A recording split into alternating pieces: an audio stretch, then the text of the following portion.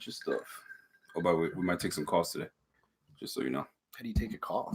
Oh, you have been watching live shows, my friend. No, You've not been watching. What was the last one? I watched one last week. Yeah? We would take calls now, man. I watched the one immediately after the loss. And you were like flipping out. I even threw some jabs? comments. Yeah. No. Did just jabs at us? Yeah. Ladies and gentlemen, we are here. We are live. I am joined by a good friend of mine. He happens to be a Dolphins fan. So, ladies and gentlemen, welcome my man, Kevin. Kevin, the Dolphins fan. If I had a soundboard. Yeah, polite golf club. Polite golf club. So, welcome, everybody. Welcome tuning in. This is the Buffalo Fanatics. I am your host, the man, the myth. Can I say that? Nah, I'm not going to gas myself up like that because it's not even close. But y'all know him. I'm the man, Rico, and I got my man, Kev, here with me. You know how we do. We got to give a shout out to everybody in this bitch. In the Bahamas right now? Shit, move Phillips. I like it. Oh, Dolphins. Shake money. Hey, shout out to Kevin Phins up. Yo, you got fans, bro. Yeah. You got fans, bro. So let me give a shout out to each and every one of you guys tuned in. Hayden Black, I see you. Ryan Berger, I see you. Kenny G, I see you. Where's your saxophone, my guy? I need that, Kenny G. Kathy Barnaby, howdy. Howdy, Kathy. Ottawa Zone. That's it, man. Kevin got clout. Yo, Kevin got love, man. Everybody's loving Kevin, man.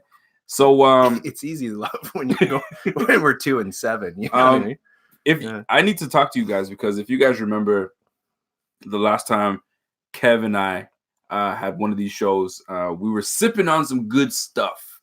So I got my cup. Kevin's got his cup. Yeah. He's sipping on. What are you sipping on? Tanqueray and orange juice. He's sipping on that gin and juice, right? I got my what do we call this? We call the Legendario. So we're gonna be sipping it out. Hey, Scott Blakely, my guy. Yo, listen, Scott Blakely was listening to my live show the other day while he was bowling. Shout out to you and bowled the 677. Now I don't know what a 677 is. I'm assuming that's a fan. Is that like 2 games? I thought 350 was. I don't know. I don't know anything about. I like bowling, but anything any game you can play while you're drinking, I'm on board. Absolutely, and nobody says I shot 130 if you're golfing, so you don't brag about that. You say I shot a 69. You're like, okay, you can play. So I'm assuming 677 is a decent. It's even got the spill. Oh shit, okay. Oh, this is straight from Cuba. Yeah, some guy noticed your cup was empty. He's like, "Hey, is this full? Yours is empty." Like you were pulling a fast one for a little something else. You got to really free pour that bitch, you know. Anyway, shout out to my guy Scott Blakely for that donation. I appreciate that. Shake money. That's for you, Kev. He gave you a little shout out. Nice. Kevin, you know what? I'm gonna change the way we do the show today. I'm gonna let you start it up. What topic would you like to hit? NFL, Miami Dolphins, Buffalo Bills. This smells good, boy. What do you want to start off, man? Did you see Tua's injury? Oh, that's brutal, man. Bro, you never want to see that. I mean, no one likes Alabama unless you're either an Alabama fan or you don't like Alabama. It's a little closer like this. They're like the mic. They're like one mic. Is that too high? Yeah, that's cool. Perfect. They're like the Patriots of college, right? So, but man, you don't want to see that, especially me, because the season's so poor that you had to, for like, all I've been, saying to myself is, well, when we lose every game, we'll have our pick of the QBs. And coming in, it was Tua for me. Burrows. You don't like Burrows? No, but he's getting a lot of love right now. I do like Burrows. I think Burrows is made his way up the rankings. Yep. For me, he's my quarterback 2 right now, behind Tua. But I'd like to have an option of both. But the problem is now that Miami's gone and screwed everything up and won a couple games, are the Bengals going to win a game this year? No, they're fucking awful. They're so bad. Well, they played the Dolphins. So the Dolphins are not losing to the Bengals. You got to remember, like the Dolphins get progressively weaker as a team every week because everyone's hurt or gone. Like since the last time you played you guys, we traded Kenyon Drake, and Mark Walton's not going to play tomorrow. What happened to Mark Walton? He got suspended. It was something that happened last year. They knew about it when they signed him, and for some reason, it took the NFL like midway through the year to bring his suspension down. 9 weeks into the game, you suspend him? He got a four-week suspension. So, ouch. That one hurt. he's not a game changer. So, Kellen Balazs is going to be your guy. Yeah, he's a bum. Do you believe in Kellen Balazs? No, he's a bum. An absolute bum. There's a stat. I forget what it is. Last year, between receiving and rushing, I think he touched the ball 44 times. Yeah. And 43 times he was tackled by the first guy. Whatever the stat is, it's something in the 40s. Yeah. Whatever it is, one time he made a guy miss. One. I thought Kellen Balazs was nice. Well, he's very good athlete. He's the opposite of Singletary. He's the opposite of Singletary. What does that mean exactly? Because Balazs is like sometimes you throw shots and I have to make sure that no. Well, okay. Balazs is a physical specimen. He's fast. He's big. He's this. Right. Whereas Singletary is like a very poor athlete. Okay. But he tested terribly at the combine. But Singletary is an actual good player because he plays football. He's not just a gym guy. Whereas Balazs is good in gym shorts. You know what I mean? He's running individual drills. He's amazing, but on the field, he has no vision. He can't break tackles. He basically runs full speed into where he thinks the hole's supposed to be, and it's not there. He's running in the back of his line. Listen, my man Kev is he's keeping it real with us. We got some people tuning in. Welcome. If you guys are tuning in right now, please click that like button. And we got a little special show for you guys. So before I get into the football and the fun stuff, and before the juice starts getting in the system and we start getting sloppy toppy, actually pause. Let me bring that back a little bit. You catch what I'm saying? But we got an opportunity. I'm doing a giveaway. Another giveaway. Giveaway. And this time it's for one of these.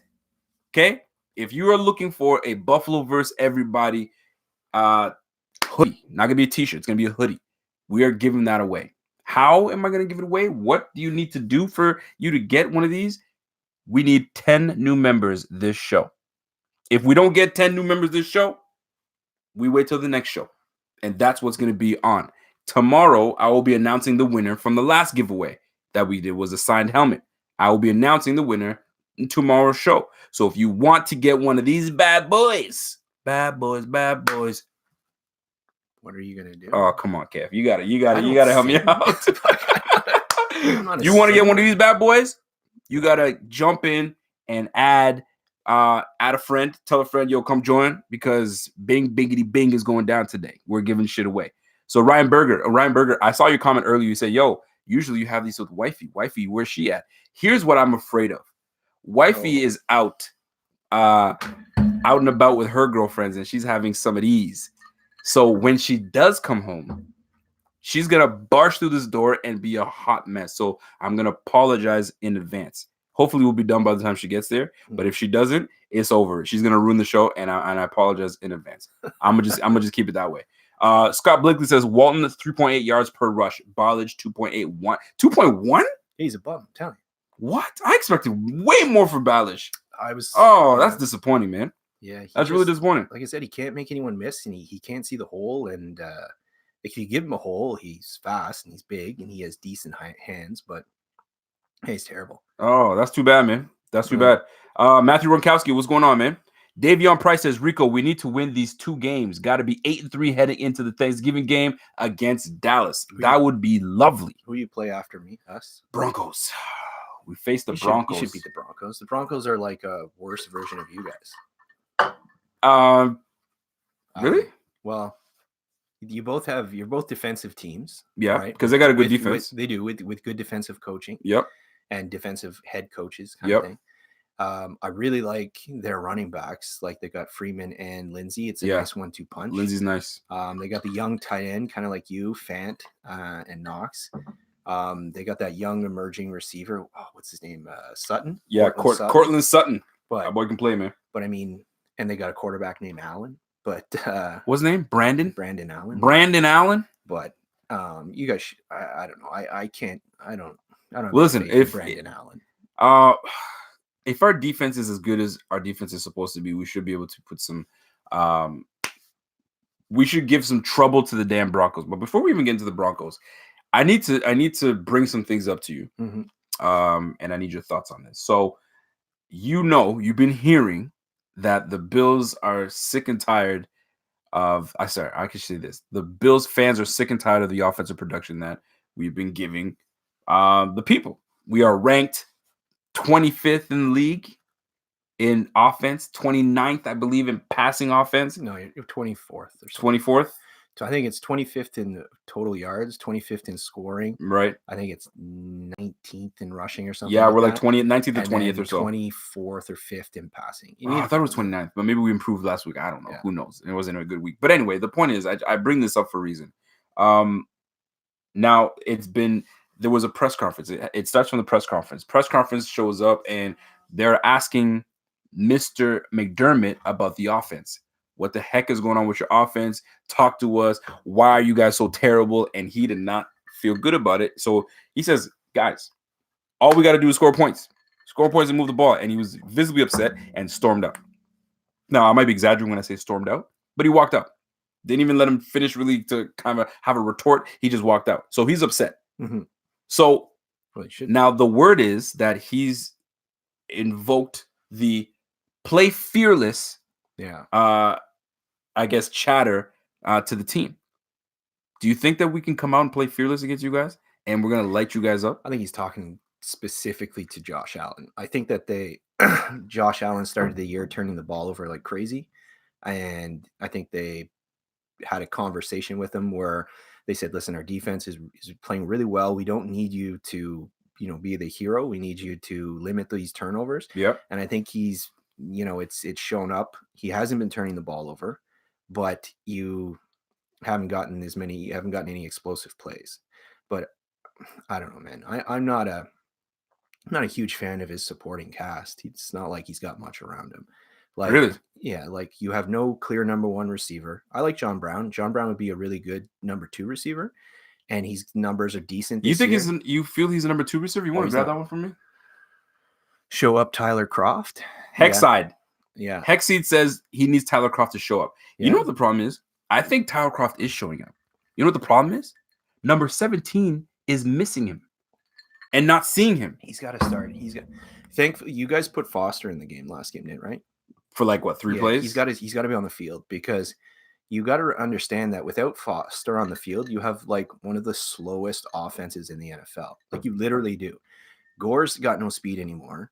Singletary is quick, but he's a 4.6 guy. Like he's a 4.63. Yeah. Brown can run. But Cole Beasley's not getting anything over 10 yards. He's good at like his underneath stuff, but he's not, but that's his game. That's what he does. I'm not saying. I'm just saying he's not threatening anyone. For sure. And Duke Williams isn't very fast. And like, you know what I mean? Like there's not a lot of speed. Knox is fast, but you can't count on his hands for some reason. He seems to drop some of the easy ones. I do think Kroft should be in there more often, just as a wake-up call to Knox. Like he's got to stop at those crucial drops. But anyways, what I'm getting at is that when you have Foster on the field, the whole point of having Josh Allen is that he's supposed to be able to threaten guys with his big arm, right? Yeah. But if you're not fearful of the outside receivers, and McKenzie's a gimmick player, like he's jet sweeps and screens and tosses and stuff. If you're not fearful of these guys, then what's the point? I mean, I know he's not hitting the deep ball, and that's his biggest issue. But once we start hitting the deep ball, by the way, it's a lot easier to hit the deep ball when you got a guy who can actually get deep. Okay, now you're starting to get a little feisty. I like it. So I want you to read this comment here because somebody's talking shit to you. This is Kenny G. What's he want? He says, "Stop sleeping on Brown." He says, "Rico, tell your man to stop capping and stop sleeping on Brown." Brown's a good player. Brown's like, first of all, he's saying that you're a liar when he says you capping right now. I don't know. Like, what? Brown's not a young player. Brown's been in the league for a long time. He is what he is. Does age matter? Bryant, well, I mean, if you're talking about development, like you're not going to develop significantly 6 years into the league as a wide receiver. Like he's a speed guy. He's getting a lot of passes his way because he's the best option that you guys have. Right. But ideally, you would want like not Dez Bryant, but like that X receiver, right? That big guy, and he's the guy that takes the top off the defense. Okay. Ideally, he's getting the job done. I'm not shitting on him. I'm just saying that he's not a number one guy. Like he'd be a very good number two guy. I think you're sleeping on Brown. I think he can be a number one. I've had Brown on my fantasy team for like 4 years in a row. So you take him because you know he can play. well, yeah, he's a waiver wire pickup. Oh, stop Well, it! like with the Waiver with wire the Cardinals, pickup. with the Cardinals, no one's drafting John Brown early in a fantasy draft like 3 years ago. Hold on, this year, yeah, because he's got a prominent role in the offense. I gotta call somebody else. Somebody said, "Yo, New Mexico says, yo, Rico, you sipping that drink like you can't handle it, boy. We're gonna be here for a minute, so I gotta pace myself. I can't be all sloppy as hell talking to you guys in the mic like this. Nah, we can't do that. You gotta, you know what I mean? You gotta sip cool. You gotta be cool, man. But right now, if I'm playing against the Bills, right now I'm gonna send outside blitzes to try and keep Allen in the pocket. I'm gonna force him in the pocket. I'm gonna roll a safety over top of Brown, and I'm gonna hope that my inside guy can match up with Beasley. And who am I worried about on the other side? You're not wrong with that. And that's why you're not wrong with that. Regardless of how productive Foster is, yeah, he threatens people with his speed, and the safeties do have to take notice of that. Can you bing that one for me, please? Welcome to the Fanatics. Yeah, but who is that? You got to bing it. Oh, Butter Maine. Yeah, welcome. You got to bing it. I don't do bings. bing. We got a new member. We got Butter Maine. You got to bingity bing it, man. Come on now. You got to get into the spirit. Bing, welcome to the Fanatics, boy. You're not gonna be sorry. Guess what, people? We are 1 of 10. We need 9 more people, and I'm giving away one of these hoodies. It's gonna be a hoodie. You want a t-shirt? I can make it a t-shirt. It's not gonna look good like it does look good on me. It won't look good on you like that, but you could try. I'm just saying. Oh, you got something? What do you got? How do you join the Fanatics? Hey, Micah Hyde Daily. All you have to do is join www.jointhefanatics.com. It's that simple. It's that simple. John Yoda says, bing, biggity, bing. Rico, I will register for 9 members. Hey, I know you want this shirt, Ryan Berger. Roxy says, I look good, baby. Hey, you don't look good like this. My man said I don't do bings. He don't do bings. I don't get it. Yeah. You got to do the bing, man. You got to do, hey, Hexside, Rico, one-on-one, me and Matt and Xbox. Boy, first of all, we don't do Xbox. That's for children. All right? You want to play a man's game, you come on the PS4. Okay, the Xbox, man. Every time you play, well, you know the buttons. The buttons are like, oh man, and you go to hit where the X should be on a PlayStation, and it's not there on the. And all of a sudden, my guy turns around and throws a pick in the flat. It's all like, disconfigured. Yeah, no, we don't do that, man. You want to play with a big boy? You come with a PS4. Someone's got Bills 42, Phins 14. Yo, we have not. You think we're gonna put up 42 points when we average? What are we averaging? 18 points a game? 19.1 points a game? Yeah. Sorry, we're not putting up 42 points. Now, the only way we're putting up 42 points is if we put up 18 of our own, maybe another touchdown, and the defense puts up something, and the special teams puts up something. It's got to be like an all-around game that we all chip in and put some points on. But 42 points? Bro. Now, I would love for it to be a 42-point game, a 42-point beat down, or 42 points even putting on the board, because that tells us, golly, we're ready to go. And Josh is playing fearless. I'm just saying, man. I'm just putting it out there. By the way, there's 123 people in this bitch. Shout out to each and every one of you guys. If you guys are tuning in for the first time, this is the Buffalo Fanatics, right? I need you to click that subscribe button and join, because we are at 8,300 people. We're trying to get to 8,400. Actually, I think we're at 8,400. We're trying to get to 8,500. The goal is to get to 10,000 subscribers. That's the goal. We got about another like 1,600 people to go. Let's go. Let's do it. Let's do it. What do you got, Kev? Talk to the people. Bills are gonna win. They should win comfortably. Do we win comfortably? Like I don't like a dominant win. Who's gonna score for Miami? Like the last time we played you guys, Walton gave you guys a bit of problems. Come on, you got to bing once. Bing once. What is this? Andrew Penner. Welcome to the Fanatics. Bing. You're weak. Bing. Welcome to the freaking Fanatics, Andrew Penner. Let's go. Kevin's talking a whole bunch of shit. He thinks we're gonna win comfortably, which I how's that talking shit? I just no because comfortably because I know inside you want to talk a lot of shit, but you can't. No, I can. Like we can bring up Jerry Hughes, or we can bring up. We can bring up Jerry Hughes. Can I bring something up to you? Can I bring something up to you about Jerry Hughes? You're gonna love this. Preston Brown got released. We'll talk about Preston Brown. So Jerry Hughes, after the whole melee happened on Thursday Night Football, Jerry Hughes said, "This is a violent sport played by violent men," something of that nature. Okay, violence and this, that, and third. So he's in the locker room. He's doing whatever he does. And then somebody says, "Hey, Jerry, can you extend on what you're talking about when it comes to violent sport and violent men?" Denied it, eh? Not only did he deny it, he says, "My team handles that, so I don't know what you're talking about. If you want to talk about the Dolphins, talk about the Dolphins." Bitch! My team handles that. Boy, you have your phone in hand. What, my team? What are you, celebrity now? My team handles that. What are you, Taylor Swift? I couldn't believe it. Man up and own it. No? Yeah, I hear you. Oh my gosh, man. Just own that shit. Ryan wants me to talk about Nick O'Leary. Nick O'Leary got cut, so he's not playing for Miami anymore. But where is he? I don't know. They cut him. Do you think they cut him because he's the grandson of Jack Nicklaus? Is that what it is? Yeah, I think I've heard that. That's probably why they cut him, maybe. But what happened? We were playing one game, and he dropped the ball, and it got picked off, and it was a big play. I think it was against the Steelers. Yeah, it was against the Monday night game against the Steelers, and he hadn't been playing well. I really liked Nick O'Leary because I disliked him in college because I'm a U fan, and he played for Florida State, and he used to kill us all the time. Yeah, I hear you. He was good, and they played for you guys. And then when we picked him up last year, he played pretty well, but he I don't know, man. He just wasn't having a good year, so they let him go. We have a couple of young tight ends that they want to get more time to. I have to say though, your Dolphins team is playing really, really hard for Brian Flores. Yeah, I mean, like, dude, Brian Flores is the real deal, man. I think he's a good coach, and it's showing because they're playing hard for him. Yeah, but I mean, to the detriment of a freaking good draft. Yeah.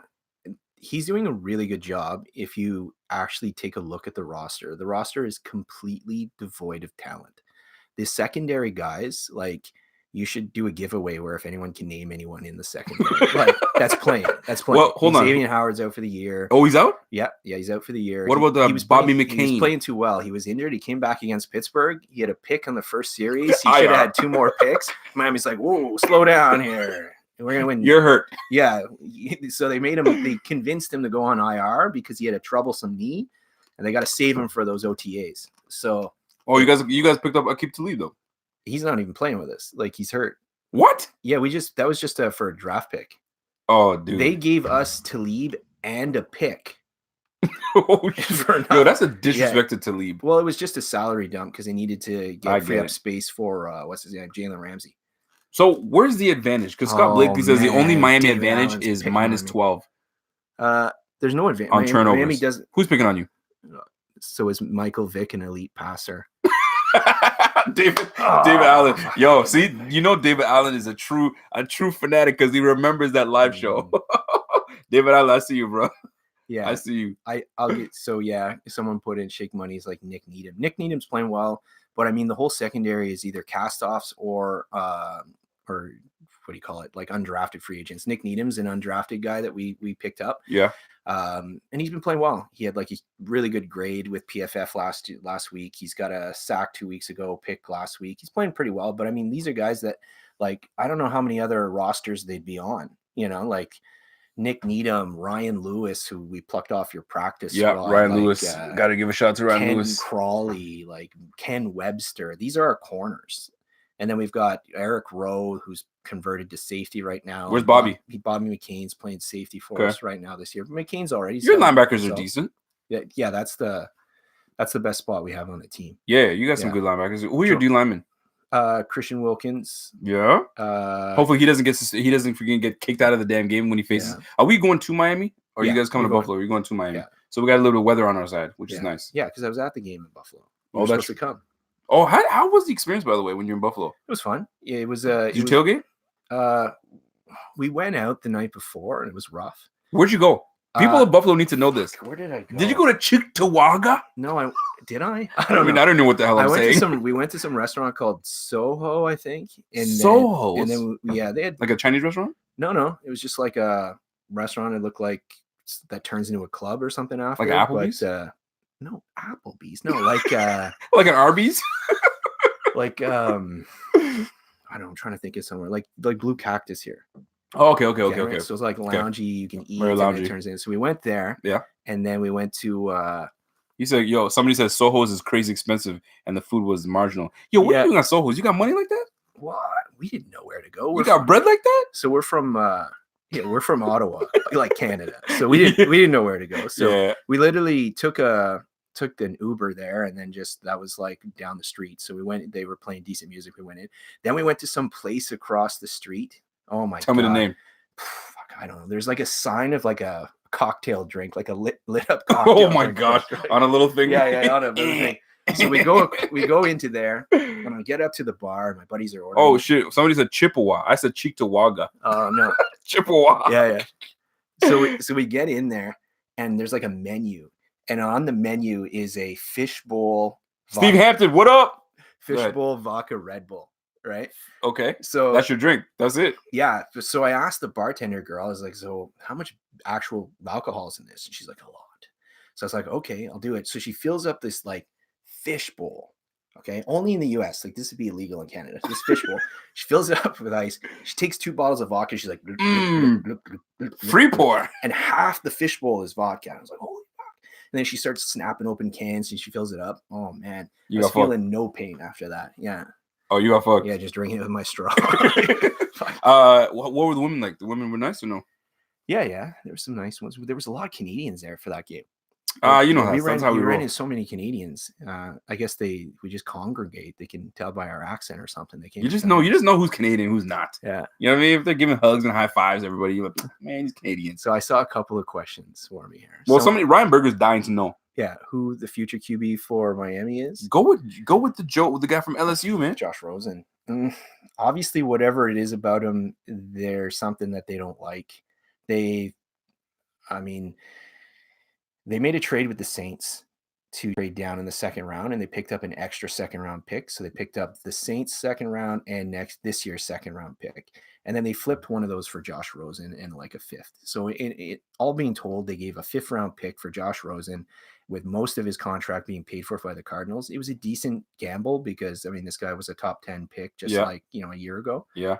And, but I guess they don't like him because he's just, they insist on playing Fitz, but at the same time, Fitz has been playing since, since I hate to ask you this question. Yeah, go ahead.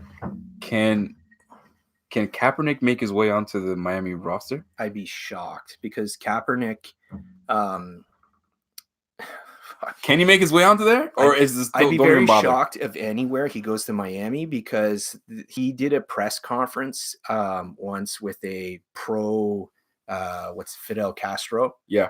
And there's a lot of of course, Cubans in Miami. We said we wouldn't talk about it, and look at me. I know, and they really didn't. They were very against that. So aside from his usual stuff, like he went and he did it in Florida. Like he was in Miami when he did the press conference, and he had the Fidel Castro shirt. And I don't know, there's a huge backlash. So I would be surprised if he goes there, if they did that, because it'd be a PR nightmare.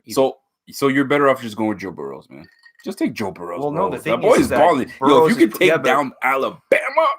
Well, yeah, but Cincinnati is most likely going to get the first pick, so they're going to take Joe Burrows, right? Cincinnati, yeah. Who the worst teams? Cincy, the Jets, us, Atlanta, Washington, and I think those are the worst teams. I think top 5. Yeah. Washington's got 1 win. I think the Jets won. So they have 2. Yeah. How the hell did the Jets beat the Cowboys? I don't know. They just beat the Giants. So, but like Washington probably won't take a quarterback because they have Haskins. The Giants most likely won't take a quarterback because of Daniel Jones. Yeah. So it's really just the Bengals that were fighting up there that would, realistically take a quarterback. But now that Tua is hurt, they're going to take Burrows. I do not want one of the bums. I don't want Ryan Tannehill Herbert, like great physical skills, can't process, can't handle pressure, lots of dump downs, no situational awareness, great arm, good athlete. He can run, can't avoid anyone. Randy Barnaby, I see you. Here's something for you. Somebody mentioned to me the other day, they said, I was talking about Josh Allen. He's like, oh, you mean Tannehill? I was like, nah, man, Josh Allen. And I wasn't sure what the hell he was talking about. He's like, you mean Josh Tannehill? I was like, Josh Tannehill? What the hell are you talking about? He's like, dude, Josh Allen is Tannehill. Just a little bigger. That's it. Holy shit. Listen, I got to give a quick shout out Scott, what's his name? Scott Van Loo? Scott Van Loo with a major donation. Shout out to my guy, Scott Van Loo, my G, Rico. We need to give a Singletary the ball more. If we do, we establish the run. We establish the run game and everything else opens up. Scott, you're fucking right. It's the facts. And if you saw my show last night, shit, I went last night. We're going 3 for 3. Last night, I tried to clearly explain why we've been struggling. Pierre wants to say that it was his idea. I don't know what the hell he's talking about and what drugs he's been on, because Pierre had been smoking some crack. I don't know what he's been doing. He's been doing some shit, right? He's been doing some weed. I don't know what he's been doing, but my man's been out to lunch. Anyway, I had to say that. So, first of all, I got to give you a bing, bingity, bing. Bing, bing, bing to my guy, Scott Van Loo, because that's a big damn donation. So I appreciate you. Thank you very much. So we need to establish a run. We need to get the damn ball to the running backs. Stop trying to live through Allen. He's not the guy yet that you want him to be. He's just not there yet. So until he gets there, establish yourself through the run. Oh, hang on one sec. New Mexico, I'm not drinking a fuzzy navel. It is Tanqueray, and it's gin and orange juice. He's drinking a fuzzy navel. It's all good. What the hell's in a fuzzy navel? Oh, it's like a shot that I wouldn't drink. First of all, I'm usually the one that's drinking the funny drinks. Last weekend I had a Ryan ginger, and I'm like, I think I'm that guy now. So anyway, Captain Clutch. Oh, I wonder who put that. Who the hell's Captain Clutch? Oh man, don't get into it. I know you want to. You know what? Fuck it, Captain Clutch, bro. How are you? You want to take this, or want we continue? I don't mind. Take it. All right, I'm gonna get a lot of people are about to get angry. Okay, Captain Clutch. Here we go. Y'all asked for this. Okay. I hear a lot about these comebacks that Josh Allen's leading. Okay, I'll preface it with some. Don't preface shit. Don't hold back. Preface some good stuff. Okay. Second-year quarterback. He's got 20 starts under his belt. He's got a lot of physical gifts. He can definitely improve. But stop trying to tell me he's this clutch guy. If you're down 30, if you're winning games 32-30 because Allen's leading game-winning drives at the end of the game, that's clutch. When you're playing the Jets and you're losing and you have yet to score an offensive drive and you've in fact thrown an interception for a touchdown and you finally score one touchdown against the second crappiest team in the league, I'm not giving you props for that. When you're playing the Bengals and you're struggling to move the ball and you got kind of lucky because you fumbled near the sideline and they didn't call it a fumble and whatever, and then your defense wins the game for you with a pick and you come back, I'm not giving you props for that. When you're playing the Dolphins, who are giving up 3,000 points a game, get them, Kev, and you're struggling to do anything against them, and you were outplayed by Ryan Fitzpatrick, a journeyman, and the defense causes a fumble, and the clutch touchdown drive starts on the Miami 16-yard line. Get him. I'm not giving you credit for that. I'm not shitting on him for it. It's not his fault. Keep shitting. You can shit on him. I'm saying it's not his fault he's been put in these situations. Uh-huh. But when you're scoring the 25th scoring offense in the league, when you're not putting up 20 points a game, it's not his credit that you're making these comebacks. It's the defense's credit that they're holding these teams to under league average. Like in the NFL, if you hold a team to under 20 points, you should win. You should be scoring at least 20 points a game. And and Buffalo's record, and that's 3 touchdowns. Buffalo's record is a direct reflection of the defense playing amazing. Has Allen had some nice plays? Sure. But Captain Clutch, when you're scoring 1 touchdown a game, that is not clutch. You guys didn't win the. So if it's not clutch, what is it? I'm not giving someone credit for being ineffective for 3 quarters and then having 1 good drive at the end of the game. Basically, what I'm saying is I'm not discounting 75 to 80% of the game, only looking at the last 15 to 20% and being like, oh, that's awesome. Your defense is awesome. Your defense is crazy. And everyone that says Singletary should be getting the ball more is absolutely right. Again, Allen's young. Allen's going to get better. Allen's going to improve. It was too soon, in my opinion, to put the whole offense on Allen's shoulders. And that wasn't really fair. they've basically they surrounded him with a bunch of complementary pieces and made him the showpiece of the offense. And I think it was like, it's a lot. He came from Wyoming. He didn't play 5 years at Alabama. Oh, don't give me that crap. I'm just saying it was a lot. And I think he can improve. Obviously he's got the talent to do it, but oh man. But thank you for putting that out there, because a lot of people want to say that Allen is clutch and he's made his comeback and captain. I don't want to hear you clutch when you scored 17 points. Thank you. Right? Clutch is when defense is not doing their job. Right? We getting lit up, and then Captain Clutch comes in and says, "You know what? Let me start putting some plays together because we need to make something happen." So he starts making big plays and bringing the team back and making no mistakes. Right? And then he comes in the clutch to get the victory. Not fuck up. Defense kind of holds tight, and then you get yourself out of the mess, and then you put yourself over the top. Nah, man, I ain't clutch. That's cleaning your mess up. Yeah, and everyone's like, well, he still had to do those drives. Well, yeah, he did. Hold on, let me would have been nice if he completed. I need to keep going. It's like my daughters. They go into the basement and tornado that mess. They just make a tornado. And I get down, I'm like, what the heck?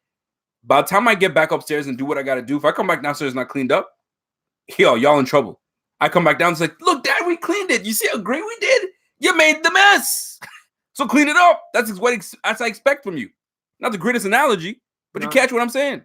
Yeah, no, I'm saying. You don't. That's what I'm saying, man. If the team's losing because you've put them in that position, digging themselves out of a hole you created yourself. Anyways. I hear you. He's young. He's going to get better. The defense is like playing really, really well. Will your team score enough a touchdown against the Bills? I don't know. Maybe one. You think you guys will score one?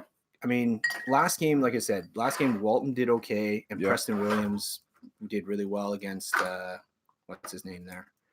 39. Levi Wallace. And Williams out for the year. He's hurt. He's not playing any, and Walton's not playing this game. Yeah. So, like, do I think Devontae Parker is going to have a game against Trey White? Yeah. Why you keep hating on Devontae Parker, though, bro? Well, like, he was a top. What was he? I think we drafted him like 13th overall, and every year he gets hurt, and he just hasn't been consistent. And you always, when you draft someone that high, you expect more from him, right? And he just hasn't been the guy we expect. He's had a decent year this year. Like, he's solid. He looks like he's settled into a nice number 2 role, but he can't handle the lead. Like, Hyde and those guys are going to eat him up. So where are we going to get a point from? Like, why isn't our defense getting sacks? Because give me objective. Be objective. Why aren't they getting sacks? Is our defense overrated? Is our defense just right? It's not overrated. I'm not a fan of yards. Like, I don't give 2 craps about yards. It's can you put up points and can you stop points, and your team's stopping points. And that's all that matters at the end of the game, right? Absolutely. And your defense, your secondary is elite. The linebackers are young and ascending. You've got Bobby called you Finn Diesel. and then Finn Diesel, I like that. Anyways. But your defensive line is underachieving, I think, obviously. It's well documented, my feelings on Jerry Hughes. You don't like Jerry Hughes, do you? Well, he's all right. But Buffalo fans were trying to tell me Why don't you like Jerry Hughes? What did he do to you? He didn't do anything. What did Preston Brown do to you? Oh, Preston Brown. God, I hated that guy. The king of the assisted tackle. Never made a big play. I've never seen anyone. I mean, he would sprint to every pile and be like, "Oh, I got 2 hands on him." Assisted tackle. He got cut from. Ryan Berger's been waiting for you to diss the Buffalo Bills, and he got it. He did it. No. I just okay. Here's my thing with Jerry Hughes in a nutshell. Jerry Hughes didn't do anything in Indianapolis. You guys made the trade for him for Kelvin Shepard. That obviously worked out well for you.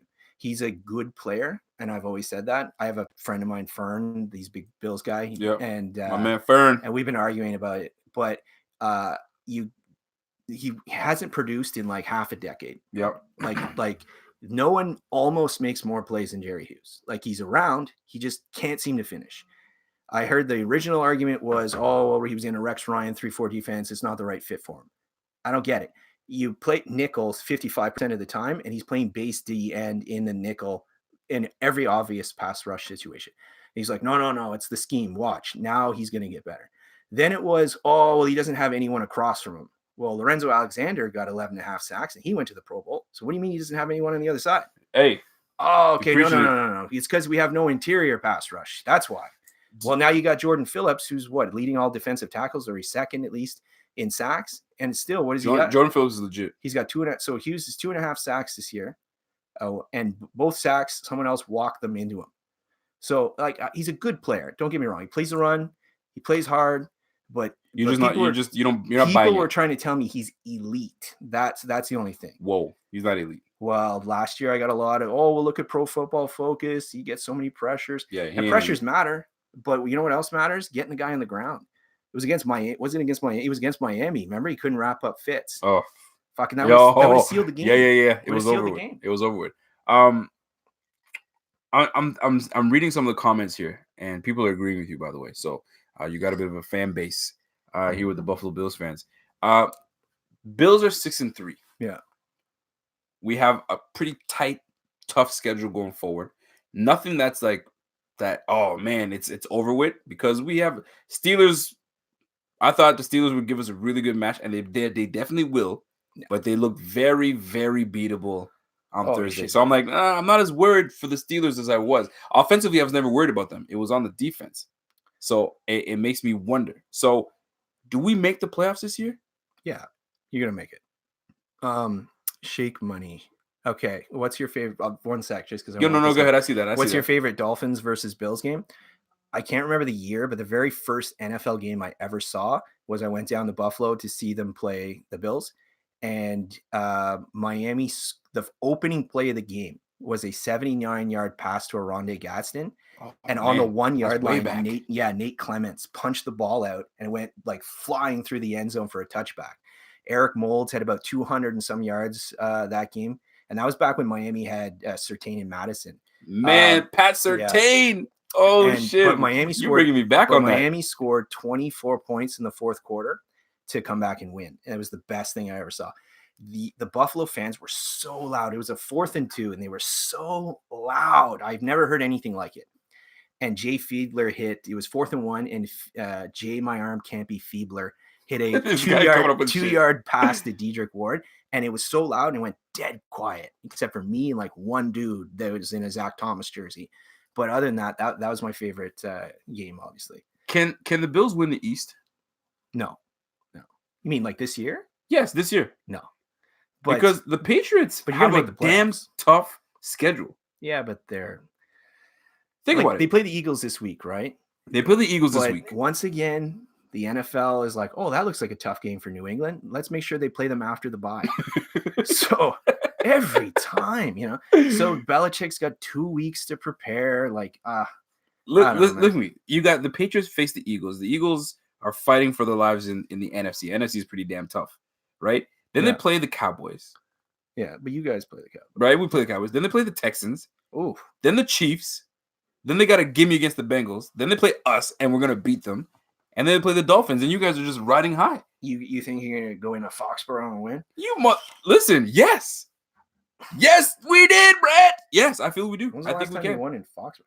Oh, shit. I don't know. Actually, wait. Didn't we win in 16-0? When what's his face was when Brady got hurt? I think was we were home or we were away? 2000. We were away. I think the last time you guys beat New England was with Tom Brady at quarterback was 2011. But hey, it's possible. I mean, they got a tough schedule, man. Think about it. They're 8-1 right now.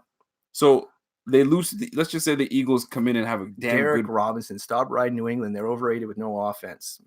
I could kind of say the same about Buffalo right now. It's straight facts. Well, I mean, like 2 great defenses. Defenses are carrying that team for sure. But at the end of the game, like I'm still gonna take. Scott Blakey says 31-0. That was the home game. We were home that game. Yeah. No, that was the Lawyer Malloy. Yeah, but we were home. Yeah. Buffalo was home. I remember that game. Everybody remembers that game. Yeah. 31-0. Ooh, I love that. I remember that. I remember that. I mean, I'm hoping for the Bills because I hate New England. I'd rather see Buffalo win than New England. But we've talked about it before. We've been so beaten down for 20 years. It's true. Like, I'm not gonna We're not gonna give up. We're so shook. Yeah. The New England Patriots step into the room like, yeah, like who's there? Like Tom Brady's gonna have to be dead 2 years before I believe he's not coming back. Like fuck, I hate those guys. Yo, and what makes you I put a lot of liquor in that shit. I took a big gulp. Woo! LeBron James, one of your favorite players in the league. By the way, Kevin doesn't like LeBron James either. He's a Laker fan, but doesn't like LeBron James. We're both Laker fans, and he doesn't like LeBron James. I don't get that part. But anyway, LeBron James said something today that really made me happy and sad at the same time. He said, I'll stop playing when I can't dunk. No, sorry. I'll stop playing when Tom Brady stops throwing. And then Tom Brady was cute and says, I'll stop playing when LeBron James stopped dunking. So that tells me this dude is planning to play for a damn long time. So somebody needs to shut him up. Maybe Jerry Hughes can do it. No? Jerry Hughes. You're like, what? No, I mean, like, obviously what's going to happen. But that's disheartening. When you hear that he's going to play for a long time, it's like, yo, go away. I mean, shit. Yeah. Sick of this guy. Yeah. Like, you guys are going to make playoffs, though. Like, you're going to beat the Steelers. You're going to beat the Broncos. You're going to beat the crap out of us tomorrow. So you got 3 wins. So that puts you at 9 right there, right? So you have to take one game of the other, make you 9-3. So that's 12. So you 1 out of 4. So you need to win 1 out of 4 against what is it? New England, Dallas. You mean the Steelers? And Baltimore. Yeah, Baltimore. Man, Baltimore scares me the most. Truth be told. Yeah, and then you got one more game. Broncos. You missed the Broncos. Yeah, because you're going to beat the Broncos. So we got. Oh, you got another game against the Jets. Right? Yeah, the Jets, the last game of the week. Of the year. You're going to beat the Jets. So Miami, Jets, and Broncos.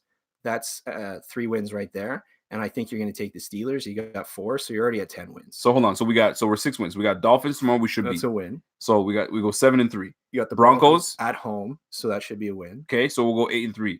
We got Cowboys. I think we beat the Cowboys. No, I don't think so. In Dallas, it's gonna be tough. 8-4. Yeah. Ravens. 8-5. 8-5. Steelers. 9-5. 9-5. Patriots. 9-6. Jets. 10-6. Oh, and the Jets are not easy, bro. I mean, you can't. So it's gonna come down to the Jets for us to make the playoffs. Awful. Playoffs. The Jets are awful right now. You guys are gonna beat. But you know what? This season reminds me of the year we needed to get into the playoffs. I cannot remember the year, and we needed to beat the Steelers. And Neil O'Donnell was not even he wasn't playing, and it was the backup, and we lost to the backup quarterback. What year was that? Someone help me out. What year was that? And who was the damn quarterback? Tommy Maddox. Davion Price says the drinks are kicking in. Not yet. Yeah. But I'm getting warmed up. Steve Johnson drop. Was that the Stevie Johnson drop? No, that wasn't it. That was 2004. Thank you, Mike Trotter. 2004. Damn, man, I remember that, man. We lost to the backups of the Steelers.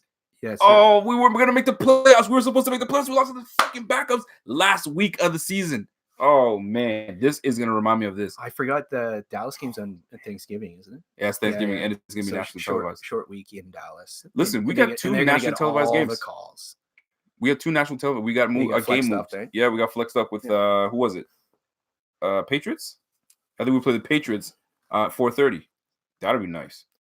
Yeah, you got to Tommy Maddox. Oh my God! Thank you. Said that. Did you say that? Yeah, rewind the tape. We've got instant replay. Tommy Maddox from UCLA, first round pick. We lost to Tommy Maddox. Can't believe it, man. Yo, who's coaching us in 04? Dick Geron?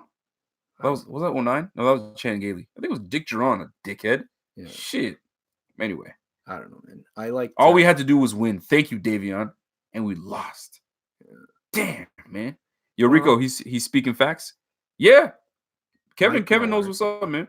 Kevin, that's why I bring him around. Mike Malarkey. Oh my God. That punk ass for 1 year. Ugh. I'll keep in mind, Yamil, I didn't say you were going into Foxborough and winning.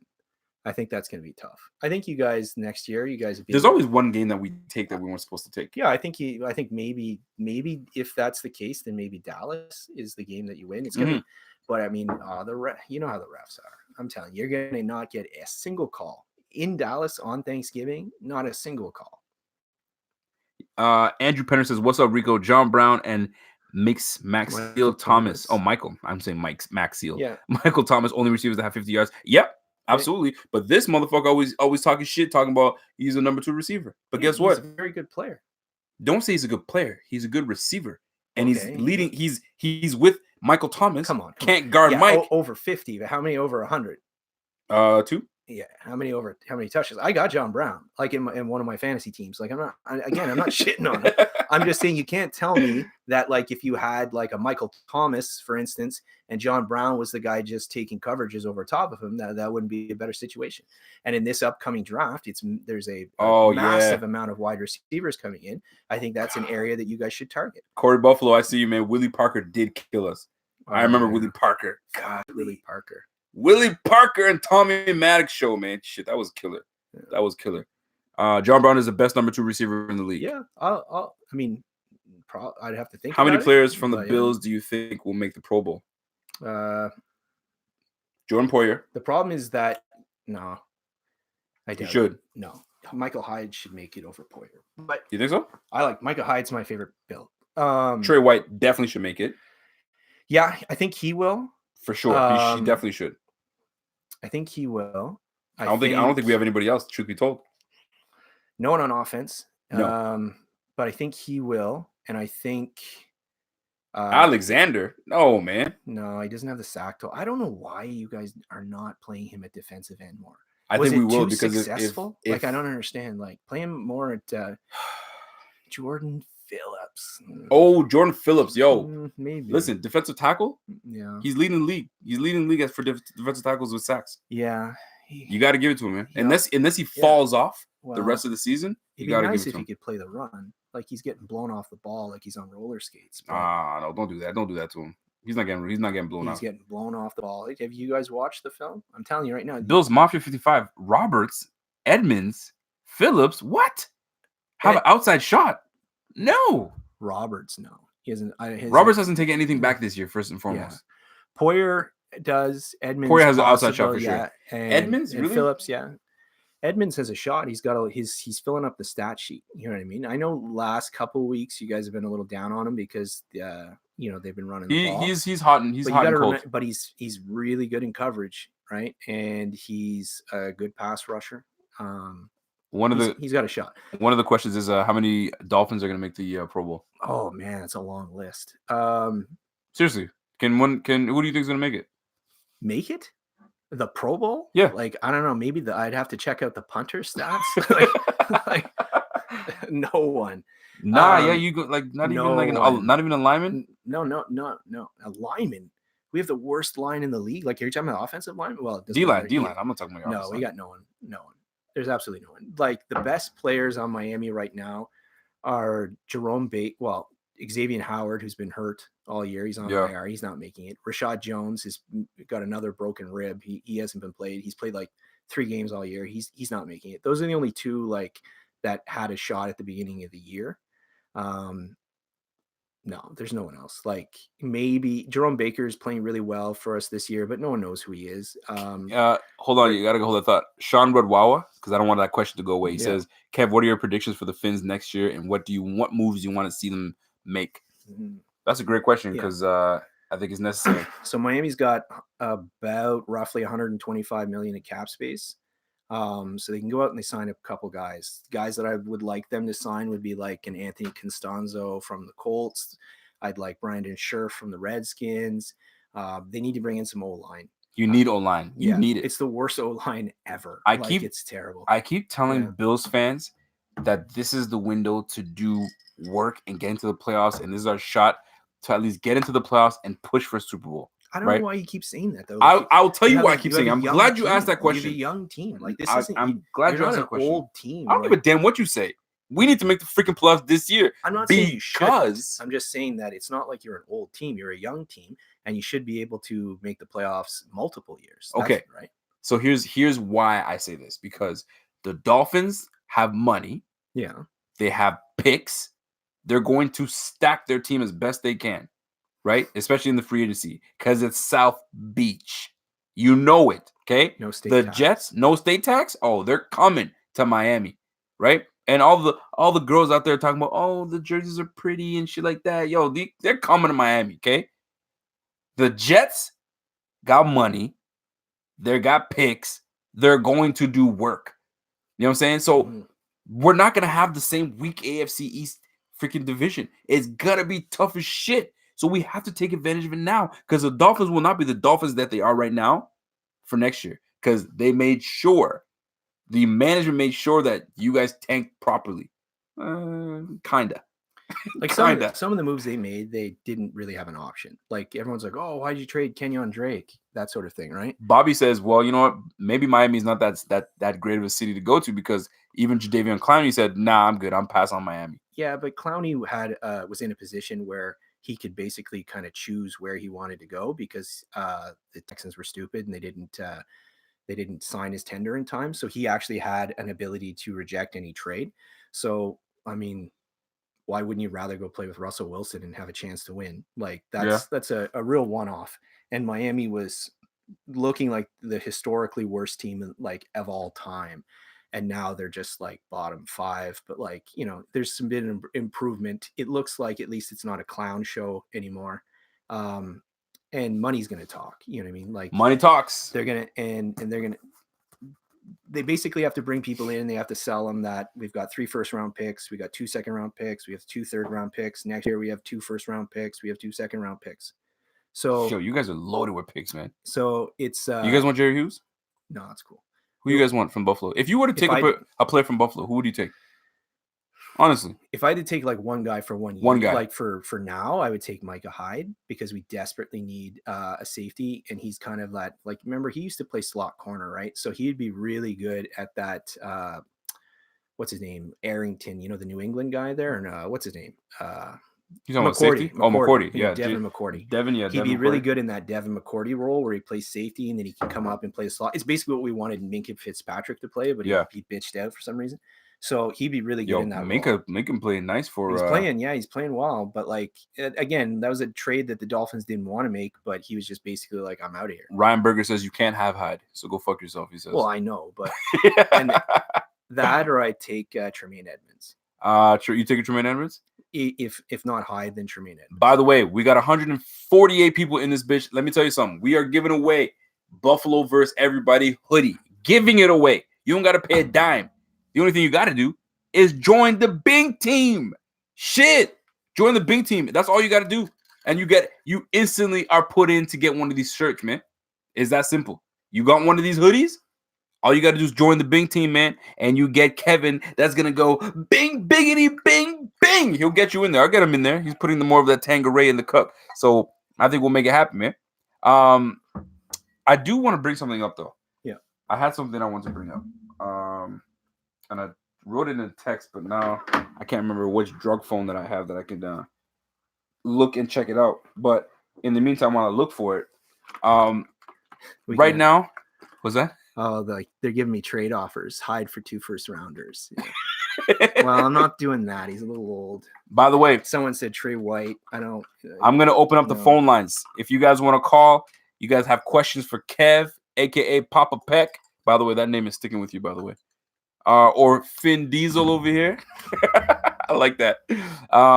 Call in. I'm going to open the phone line so you guys can call in. If you guys don't know where the phone line is, all you have to do is go to the community tab. It's there. It's already posted. If you guys are trying to find out, I want to call, how do I call? It's simple. All you have to do is join the Bing team. Bing team members, Bing team are the only people that have access to this phone number.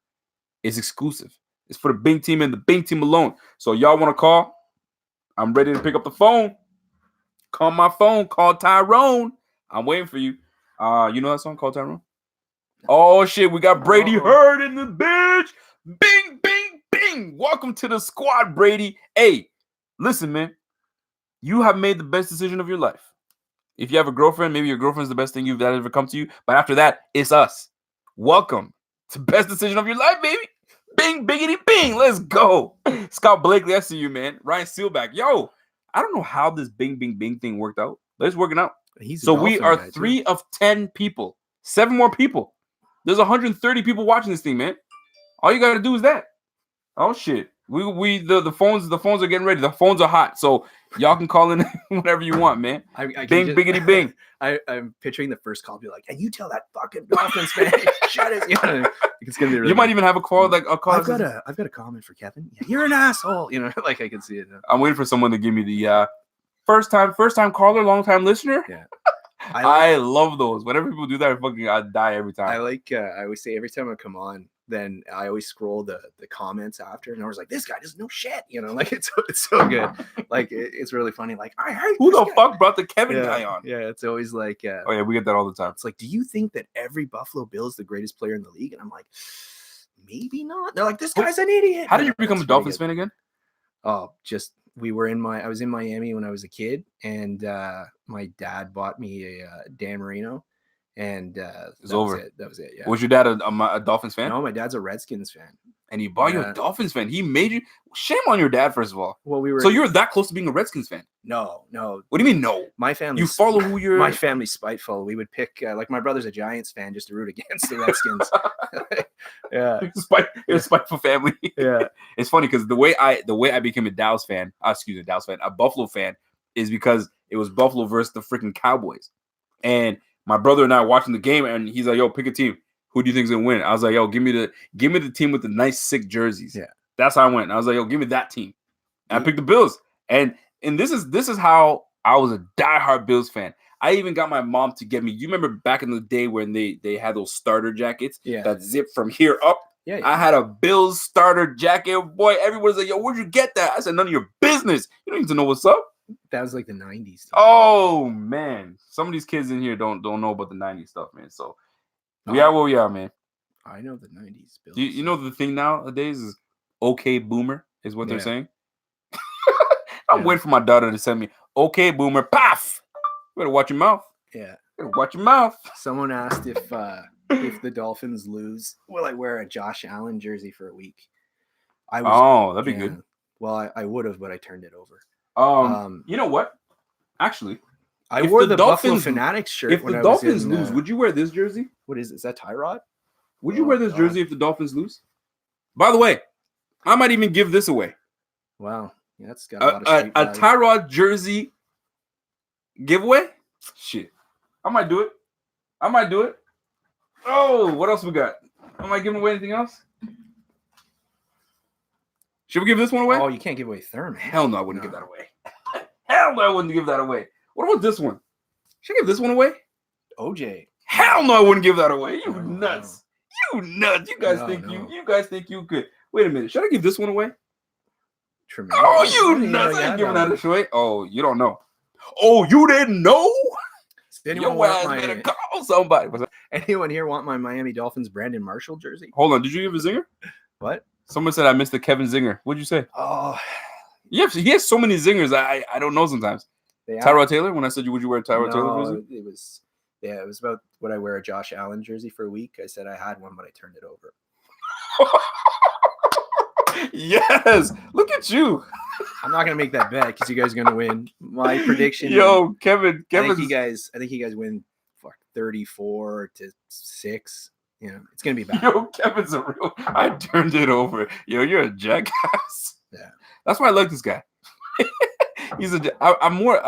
I like my friends that are jackasses because they tend to just keep it real and they don't get into their feelings too much. You know what I'm saying? I can't be with cats that get into their feelings too much, man. Well, it's like can't do that shit. There's like a weird Miami Buffalo dichotomy, right? Because like we don't really like each other, but we still respect each other. Well, the thing is, and we feel sorry for each other. We remember the old guys. Remember the 90s, yes. The 80s, and the 70s when not the 70s because you guys were crap, but in the 80s and 90s and stuff like that when Kelly from Miami U and Marino were going at it. We remember that, so we kind of we still have that kind of residual. Yeah. And then, but we have that bonding. God, we hate the Patriots. You know what I mean? It's like we can always find something to talk about, which is that we hate New England, and no one likes the Jets. God, I hate the Jets. I don't like the Jets either. I don't like anything about them. And do you know that I make a point anytime that I see someone wearing a Patriots shirt?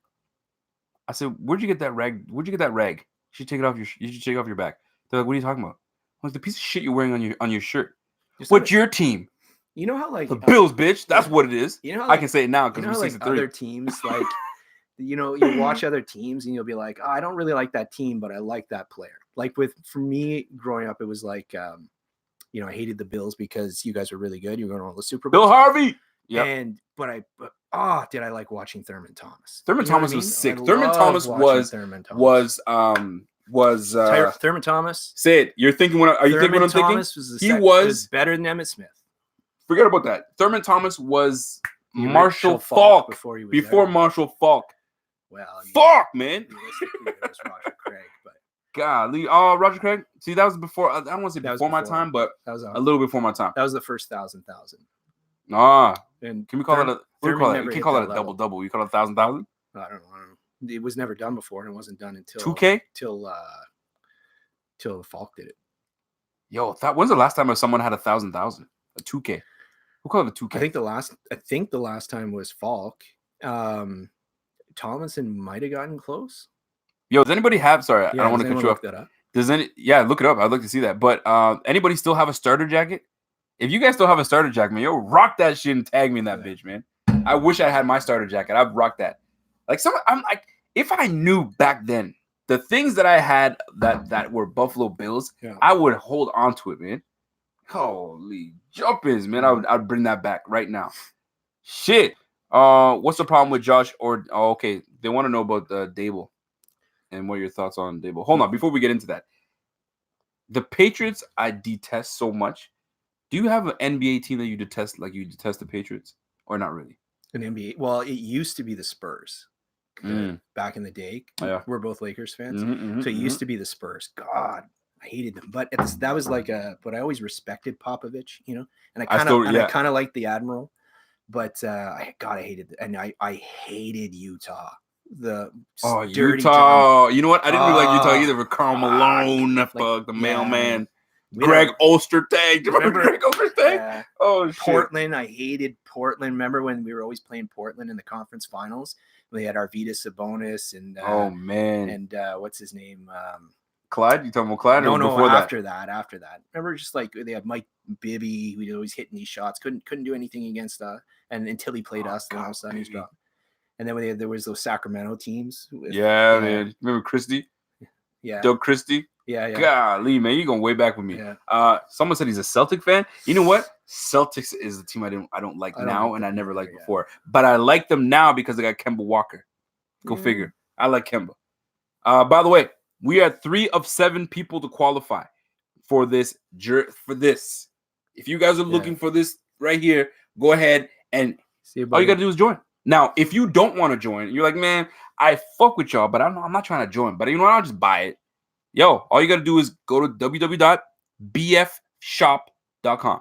We gotta help BF Fan Shop, bffanshop.com. Go ahead and cop your shit right there. Yeah, we gotta help old Ryan Berger out. Ryan Berger, what's going on, man? He wants one. We gotta get him. You gotta wait. Listen, and here's the good thing about it. Just because we don't reach 10 today. Let's just say we don't reach 10 today. At the end of the month, we do a big old draw for everybody, regardless. So those that are already members now, you still get into a draw at the end of the month, right? I tell you guys, we're trying to grow this thing huge. Like Trump says, huge, right? Huge. That's what we're trying to do. Punk ass. I need to grab a Squish the Fish shirt. Yo, grab that fish. Squish the Fish is live right now. www.bffanshop.com. Get out that. Oh, Blue Comet's at the game. Oh, Blue Comet? Shit, you at the game? Damn, man. Squish the Fish. Yo, listen, the lines are open. Y'all want to call and someone said they tried, but it's talk a lot of shit to this guy. Go ahead, man. Do we need to blitz more? I believe you are number 8th in the NFL in the amount of blitzing you do. This year, you've actually really stepped it up. We have actually. Yeah. Are we number 8? Something I heard. What's his name? Joe Marino was talking about it in one of his podcasts today. How do you feel about Joe Marino? I like him. I like him too. Smooth, polished.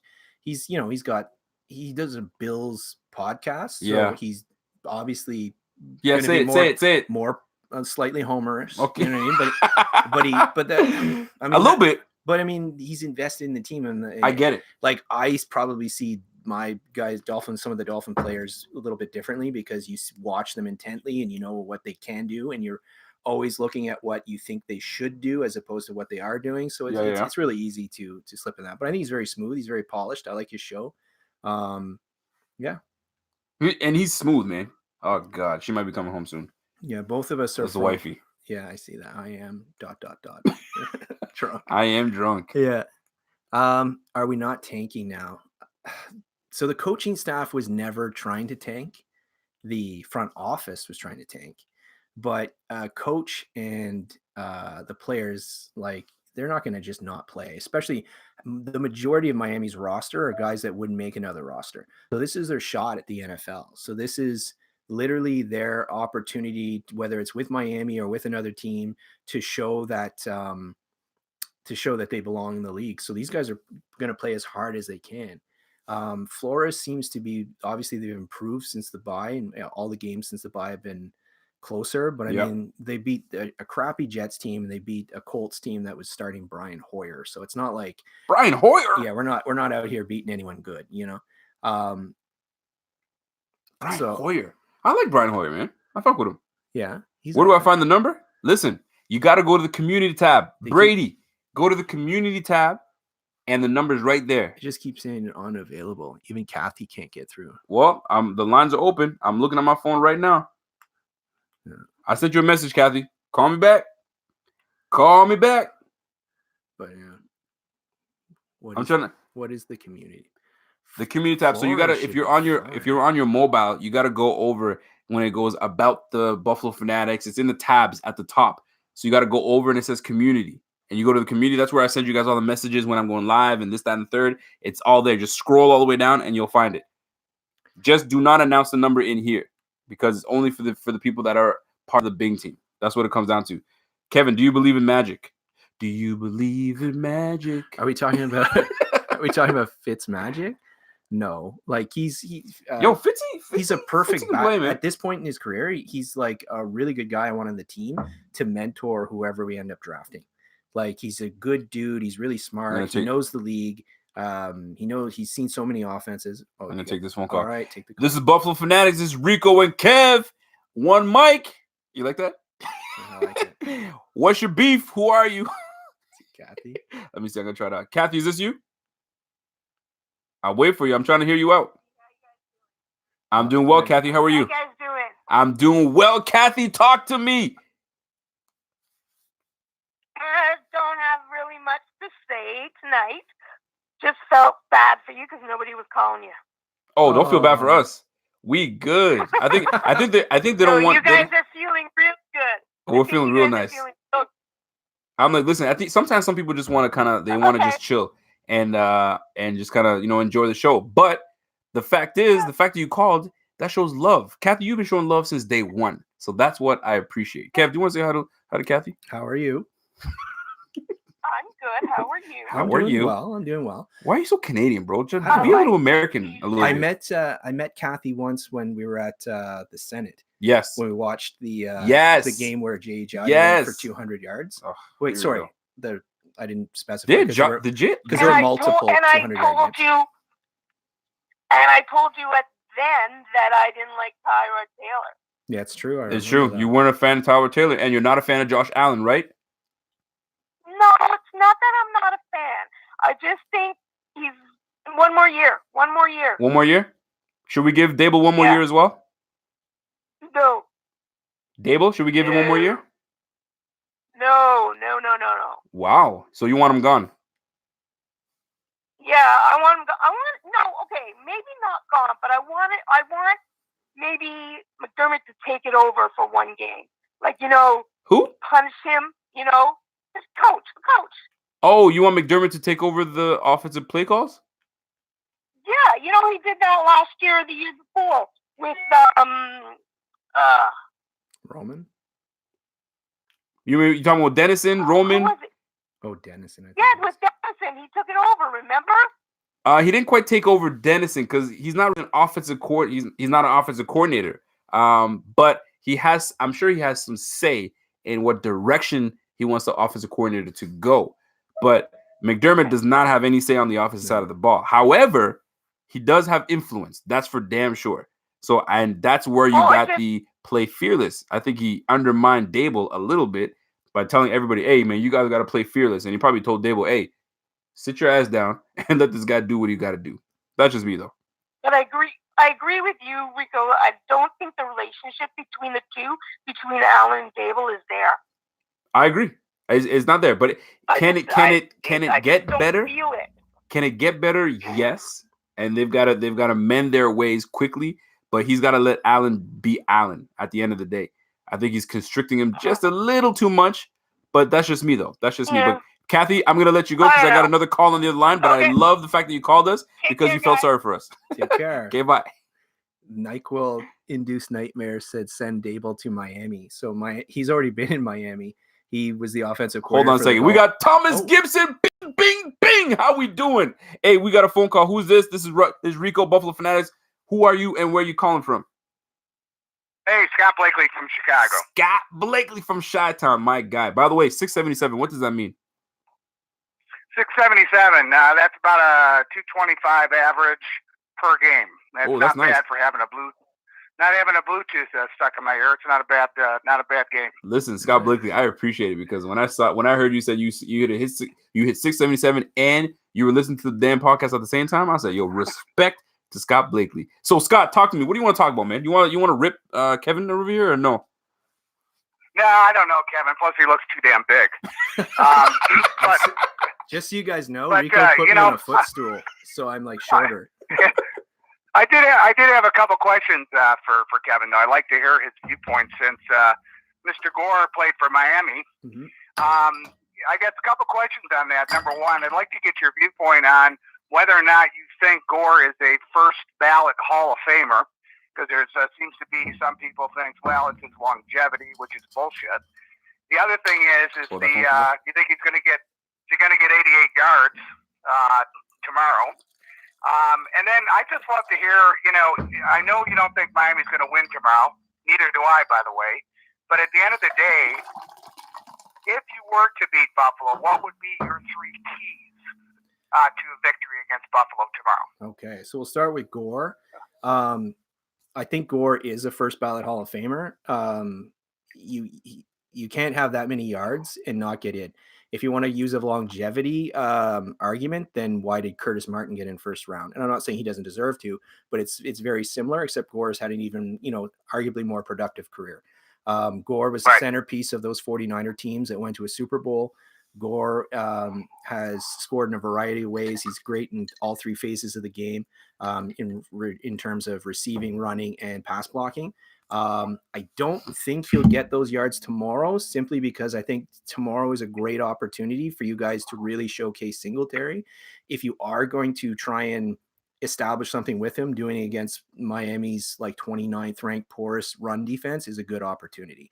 I'd expect to see Singletary get the majority of the carries. And then lastly, if Miami somehow pulled off a miracle and won, it would be through defensive turnovers. So Miami's using the same defensive scheme that New England's been using against Josh Allen the last 2 years, because it was Flores' defense last year. So they're trying to do whatever they can to keep him in the pocket and hope that he will eventually turn the ball over. If he doesn't turn the ball over, if you guys commit to the run game, I don't see them having a shot at winning Miami. But if they did win, it would be through turnovers because they simply don't have any offensive playmakers left. Mike Gesicki had a good game against you guys last time, but I assume that Frazier and McDermott will pay more attention to him this time. So yeah, that'd be about it. We'd have to score on defense. Now that makes sense. I do want to add something. You guys got him. Yeah. Scott, because I don't want to take you off the line, Scott, but I do want to add something. I have a feeling they will showcase Gore because Gore is going to his hometown. Yeah. Gore is only 73 yards away. That makes sense. It does. And that's the reason I wanted to jump in because I believe that they will put the onus on Dable to let's get this out of the way. It's a milestone. And McDermott cares about that type of stuff, right? Okay. To milestones for guys. If he gets close, then I could see them continuing to go to him. Like if he has success early on. Absolutely. It seems to me that establishing Singletary is paramount to your guys' season. Like you need to get him to see what you have in him more than flashes. You need to see if he can carry a heavy workload, and what better time to do it than against us. You don't want to start trying it against Denver. I'm with you that. Now you did ask him 3 ways that he believes, because he wants to know the 3 ways that you believe that if the Dolphins can beat the Bills, how would they do it? They'd have to score on defense. They'd have to score on special teams, and Fitzpatrick would have to not turn the ball over. So it's possible they would score on a return because I like Jakeem Grant, but other than that, the other 2 things aren't going to happen. Wow, you have no confidence in your team?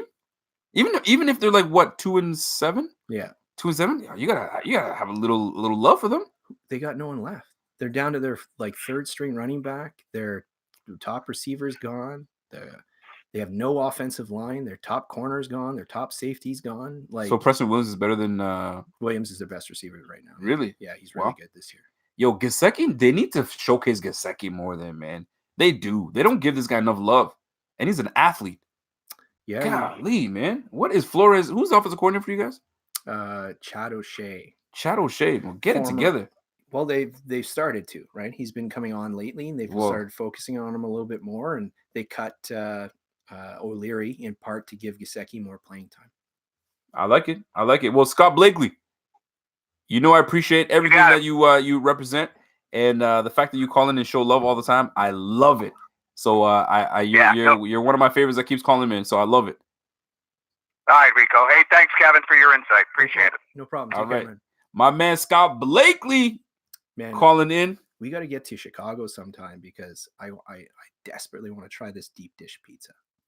You know what? Chicago style. Yeah. You know what? Speaking of pizza, that no, that's not his name. What's that dude from Barstool?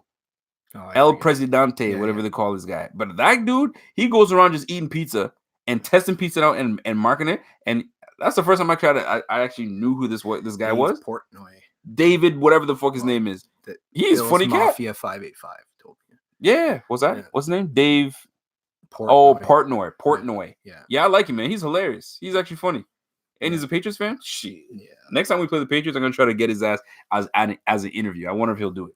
That'd be dope. I'll try to roast his ass, but he's probably a good roaster himself, so we'll see. Because I'm a big troll. So I can try to troll him, but when a troll meets another troll, it's epic. It's epic. So if you guys want to call in, y'all know what number it is. You got to be part of the Bing team to do it. Somebody mentioned Peterman. What? Nate Peterman? How? I haven't said Nate Peterman's name in a long time. Nate Peterman right now is with the Raiders, and I think he's on IR. So there's not a whole lot we can do about that. Sorry, guys. Whoa, Bob K, get out. Who the hell's Bob? Bob is talking shit? Yeah. Where's Bob at? He says better draft monster receiver. Yeah. I don't know who Bob is, but anyway, it is what it is. He went to like 3 pizza places in Buffalo last game. So what's the best pizza place in Buffalo anyway? Y'all know? I don't know. Should get Dez Bryant. How do you feel about Dez Bryant? He's finished. You think so? He hasn't played in 2 years. And even when he played, he's a guy that never took his game seriously. He was a guy that beat people with athleticism. He wasn't a Bob K, go fuck yourself. Go ahead, sorry. Oh man. No, he can go fuck himself for sure. But yeah, no, he was Franco's Pizza. He beat people because he was more athletic than they were. He was great at judging the ball, and he was that sort of thing. But when he lost some of his athleticism, he never developed his route running. He never developed like the craft of his position, and he was having a real hard time. So he's a Crabtree. No, Crabtree was like a route runner who eventually lost enough explosion that he just couldn't separate anymore. Okay. He didn't have the athleticism in the first place. Okay. Bryant was a guy that he's full of himself, and he never developed his game. He never improved. He's the same player he was that he entered the league in. And when you're athletic, when you're that kind of guy and your athleticism goes, he can't separate anymore. So you think he's done? I think he's done. No team will give him an opportunity. Like, do I think he could still play in the NFL? Okay, but he's nowhere near what he used to be. He's not like he's not a savior. If he was, why do you think no one signed him? I mean, I get it. Don't get me wrong. I get it. We got another phone call coming in. Hey, let's see what we got. Someone's calling from the 315. This is the Buffalo Fanatics. It's Rico and Kev. Who's speaking and where are you from? This is Ryan Seelbach, and I am in Utica, New York. Oh, Utica, New York, man. Let's go. What's going on, man? You got a question for me? I'm a long-time listener, first-time caller. I fulfill your dreams. I was waiting for that. Yes, Ryan Seelbach. I love it. A long-time listener, first-time caller. I love when people say that. What's going on, Ryan? Talk to me. What's going on? What's on your mind? First, I had to say, I don't know. I just wanted to call. Listen, I appreciate it, man. I'm feeling the way you guys. I've been drinking with you guys the whole time. Every time I see you guys drinking, what are you drinking, man? What are you drinking? Some Captain and Coke right now. Captain and Coke? I respect it. I respect it. I like it. I'm drinking a Captain and Coke, a little something like that. CC. Here, I'm gonna put you on the So spot. Ron Simba, I'm I gonna put you had on the something spot. on my mind. I said it on one of your things a while back, but you were on a rant and missed it. And it was on my mind a long time ago. Go ahead, say it. Why did it? This goes way back to the off season. Why did Derek Anderson retire? And why didn't we hire him as the quarterback coach when Josh Allen looked up to him so much? For who? Who'd you say? You said Ryan Anderson? Derek Anderson. Derek Anderson. Excuse me. Anderson. Yeah. So why did he retire? When he retired, why didn't we just hire him as the quarterback coach? It could be that he was just done. He wanted to be with his family, and I'm speculating here, but it could be he was just done with the game, and I put a lot of hours in, and I'm tired. And frankly, when these guys put on all that time in, and they don't have the love for the game anymore, they don't want to be on the sideline anymore. They're done. They just want to go home, be with their family, be with the wife, be with the kids, be around for the kids, and so on and so forth. By the way, I don't want to cut this off, but we got a new member. Bing, biggity, bing, bing. We got one. James Soggs. Welcome to. Yeah, it is. Yes, Ron Seaback. We got a new member, James Soggs. Listen, folks, we're 5 members in. We need 5 more members, and I'm giving away. What are we giving away again? Can you tell me what we're giving away? Yeah, the hoodie. We're giving a hoodie, Buffalo versus Everybody hoodie. Everybody hoodie. That's it, man. I don't know why everybody's tripping, man. Just jump on that shit. Golly, yo, Ryan Seaback. I appreciate the phone call. I got somebody else calling me right now. I got to take this phone call. Oh, you good? Yes, sir. Say hey and make your dreams come true. Yes, sir. I love it. First time listening in a long time. I love it when you said that, man. I love it. All right, my man. We'll talk soon. Have a good night. You too. Take care. You want to take the next phone call? No, go ahead. All right. Listen, I had somebody just call me just now. I need you to call back. You were calling from the 716. So that's somebody calling from Buffalo. So call back when you got that chance to call back because I want to hear what you got to say. Richard, you know what's funny? I ordered a jacket online, a Buffalo zip-up hoodie, and it doesn't fit me the way I want it to fit. And I've been always thinking of like giving it away and doing a giveaway, but it's been worn. So, but the wifey wears it here and there, and she doesn't wear it often. But I'm ready to give it away, and it's dope. It's kind of like almost like a Letterman style hoodie. It's got gray on the sleeves and navy blue. It's pretty dope. I might give it away, but I'm not sure yet. We'll see. Maybe it might be another week for a giveaway. But anyways, lines are open. I just saw I missed somebody's phone call coming from the 716. Y'all should jump in. Who do we got? George Privitaire says, better get something for Josh Allen now before he's not worth any more than EJ Manuel. Whoa. You see that? Well, yeah. How do you feel about that? First off, we need to acknowledge Joseph Domenico. He's from Buffalo. He doesn't know how to call. So you got to tell him again. He says, I'm literally 2 seconds away from unsubscribe if you don't even acknowledge all the millions of texts I've been writing. Wait, is he 716? Is that who you were? You the one calling? Well, Joseph Domenico, I'm waiting for you to call back. I even said it. Don't threaten me. He's about to threaten me. I'm waiting for you to call, man. Listen, my phone's right there. Balling. Oh, man. Joseph Domenico, I'm waiting for you, bro. Call back. Call back is open. Uh-oh. Nice pronouncing my name. So, oh, yeah, he knows. I know what's up, man. Privitaire, I got you. There you go. I got you, George. Jorge Privitaire, I got you, bro. Bocas has the best pizza in Buffalo. Bocas, huh? Or Bochis? What do you call that? How do you pronounce that? Boses? Bocchis? Bocchis? All right, that might be right. That's pretty good. I don't have the number. So if you don't have the number, what do you mean you don't have the number? You just said you called. No, I said that. I said maybe that was him. Yeah, that's you, bro. Come on, call back. I'm saying I'm from the 716. No, all right, so he's not saying he called. He's just also saying he's from the 716, but he doesn't know how to call. Okay, first of all, how to call is you have to be a member. Yeah. So when you become a member, then you can call. Like my dude Wesley Ramsey. Wesley Ramsey, welcome to the squad. Bing, bing, bing. Let's go. Now Wesley has joined the squad. Now he can go to the community tab and make a phone call if he wants to rant, he wants to ask a question, he wants to rip on Kevin. You can do it. The lines are open. I allow that. Come on in. The drinks. Somebody says are getting Rico. Yeah, the drinks are getting Rico. Maybe a little bit. Maybe I can tell. Yeah. Yeah, he gets a little bit surly when he starts drinking all of a sudden. So, I apologize. Oh, shit. We got Cody Finney. Welcome to the Bing squad. Bing, bing, bing. Let's go, man.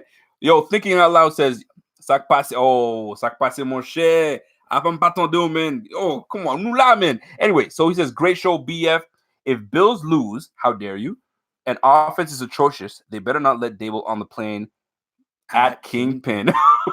Who's the Kingpin? He's talking about Pierre because Pierre's been all over Dable saying, I love Dable. Dable's the best. He's amazing. Don't get on Dable. But thinking out loud has been on Pierre's ass. He's been on Pierre's ass, and Pierre keeps ducking him.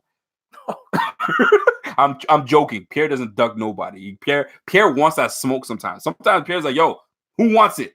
Come get it because I'm ready. So I got to give my guy. But it's all about targets. Legitimate. If the Bills have an atrocious game, offense doesn't look good whatsoever, what do you do as a head coach with Dable? Honestly, that's a fair question.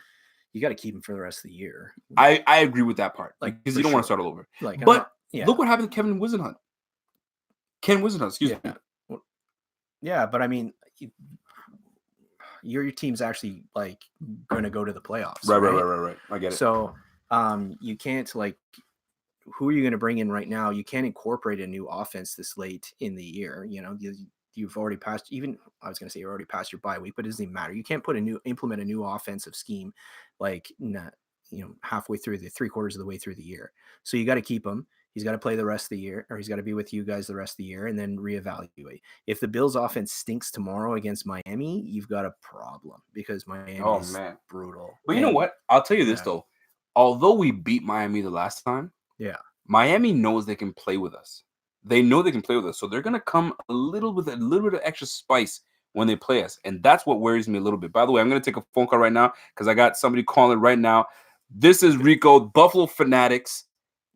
You are on the line. Hold on a second. Before I even answer the phone, I got the ref saying, from Papa Peck's perspective, is Josh Allen or Dable the problem? We'll get to that after the call. You Papa Peck? Yeah, we'll get to that. So who am I speaking to, and where are you from? What's going on, man? This is Kenny G calling from Buffalo, New York. Kenny G! Yo, what's your saxophone, man? Break that saxophone out, bro. Kenny G doesn't play saxophone. Nah, I ain't that Kenny G. So talk to me, man. What's on your mind, man? Okay, I asked this question in the comments. You must have missed it. All right, go ahead. I said every year we beat a team that we're supposed to lose to. Last year, Air Allen was born when we beat the Vikings, who was expected to be Super Bowl contenders at the time last year. Yep. Who do you think is going to be the team that we beat this year? We still got the Cowboys, the Patriots, and the Ravens. That's a good question, man, because I fear the Ravens. I don't know. I just love Lamar Jackson, man. I just do, man. A guy like that. I know Kevin's not the biggest fan of him. I know you like him, but you're not the biggest fan of him. I like Lamar Jackson. I think he's just got that it factor. That's just what it is. It came from Louisville. Now, the team that I feel like we're not supposed to win, but we're gonna win, I think is against the Dallas Cowboys. I think the Dallas Cowboys have some weaknesses that I think we can just exploit, especially on the defensive side of the ball.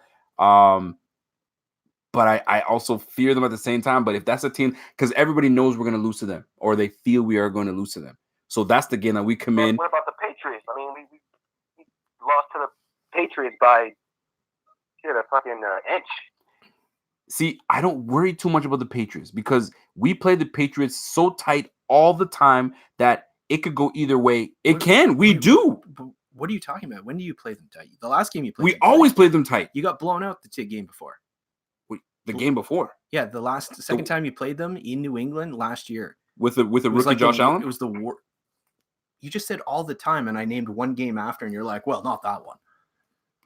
I'm not saying that it was like a blowout, but we play them because what we do is we play them tight and then we lose in the fourth. They go away with it in the fourth. It's how we always play the Patriots. We play tight for 3/4 and then we just lose it, right? We burn out. Bills fans know.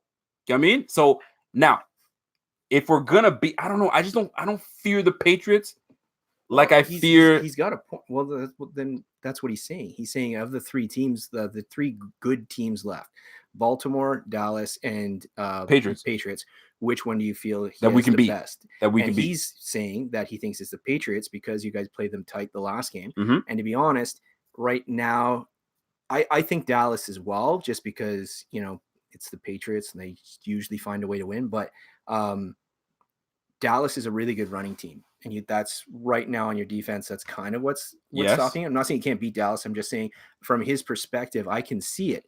I can see New England being maybe the most the easiest to foresee a victory against because the Cowboys run the ball really well. The Ravens run the ball really well. They're probably the two of the top rushing teams in the league. That seems to be what your guys are struggling against a bit.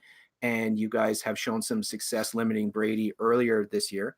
So I think, and correct me if I'm wrong, my man, but I think that's why you're picking the Patriots as the easiest of the 3 games.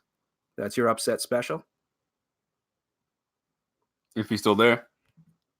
Oh, he went off. But that's okay. He's listening online. But you still there? So, but here's the thing. Because my man Kev says he thinks that you're picking the Patriots because that might be the easier of the 3 tough teams we're playing. That might be the one that we can probably take. Is that what you're thinking? Kenny G, you there or not? Because I'm about to put that dial tone on your ass. Well, Kenny G, I appreciate the phone call. Don't get me wrong. But you got to go. But here's the way I look at it. The reason I didn't say the Patriots is because we play the Patriots we'll just use this year. We played the Patriots last game extremely tight with a horrible play from our quarterback. So I don't worry too much about them because I know we can play with them. Do you think you're supposed to win that game? Or do you think you can win that game? Well, according to a lot of people, we're not supposed to win the Patriots game. We're not supposed to win the Dallas game. So then you're literally arguing his point here. If you're not too worried about him and you're worried about the other teams, then are you also saying that you think the Patriots are the most likely win of the 3?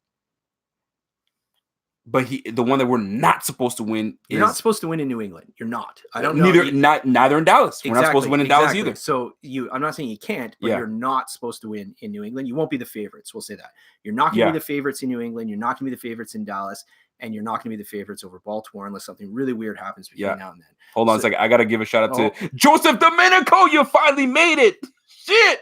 Welcome to the Bing Squad. Now you can call and you can vent and you can talk shit all you want. Because I know you want to talk shit because you're about to say, I'm going to delete this whole thing. Oh, you're grumpy. I'm not grumpy. I'm just keeping it real. Everybody knows what I'm like. I keep it a buck all the time. But Joseph Domenico, I appreciate it. And I'm waiting for your phone call. We want to hear you. Now, I got to get back to what you're saying because I know what you're saying. But the one that I think people think that when they say Dallas and Buffalo, they're like, not happening. Immediately. When they say Dallas and Patriots, it's a divisional game. They know that we play them tight. So there's a very good possibility that we could give them a good fight right till the end. But Dallas, they're like, Bills don't got a chance. And I don't know why they think that. If the Jets can beat the damn freaking Cowboys and we beat the Jets, shit. I'm just saying. But nonetheless, all the freaking teams are tough to freaking beat. I think the Ravens scare me the most, honestly. Ugh. I can't even think about the Ravens. Well, the Ravens are a run-centric team, right? And everything they do is revolved around the run game. I think that's why they scare me. Yeah, and right now, that's what you guys have the most problems with. So I get that, but that's what I'm saying. Between the 2 teams, it's Dallas or New England. And Ryan Stillback, I see you. Triple R. Oh, they want to know. Oh, the refs question. The ref. What? Go ahead. I want to know if I think Dable or Allen is the problem. What's your opinion on that? I think I did a good explanation last night. I don't think there's one specific problem. I don't think you can point to one guy and not the other because they kind of work as a team, right? Dable, what I don't like about Dable this year is some of his personnel decisions. I don't like that they don't have Foster on the field because I think his speed should be there. That's exactly what I said yesterday. Keep going. They kind of held on to maybe Zay Jones a little too long. I don't like some of the selections he's been making with in regards to his run pass ratio. It's not just the overall ratio. It's like he'll run a lot and then he'll abandon it and he'll throw a lot. So there's some things there I don't like. But it's not Dable that's missing every deep throw. And if Allen hits some of those bomb shots, like that wide open one you had last week, for instance, are we talking about your offensive problems? If Allen hits, and correct me if I'm wrong. Okay. I'm just saying, if he hits even half of those deep shots, I know your offense is now going to be putting up 22, 23, 24 points a game. I'm with you. And we're not talking about this. I know. And again, like, I'm not saying he can't do it. He's a young guy and he's obviously has the arm strength for it. And he didn't seem to have a problem hitting deep balls last year. So I'm not sure what the issue is. You would just assume eventually it's going to go away. But Right now, I'd have to say I would put more of it on Allen than Dable, because Allen, what's the point of having a big arm if he can't hit the deep ones? Give me percentage. So he 60-40? 55-45. 55-45? Yeah, Okay. like it's Oh, close. tight. Like, Okay. like, and again, like, it wasn't Dable that made Josh Allen go to Cole Beasley in a double coverage the other day, like, you know, on fourth down. Like, it wasn't like these are decisions that Allen made. And again, he's young, but he's got to hit those deep balls, man. If you Yeah. I think you guys have missed out on maybe 6 or 7 touchdowns this year, where guys were like, you had one against Miami. Oh, where man. where he Dude, had the Miami defensive backs by like 4 Don't- steps. Like, he could have walked into the end zone. Don't talk to me He's about got- the gotta amount of hit- times we missed, Has because to hit those. we've missed a lot. And Yeah.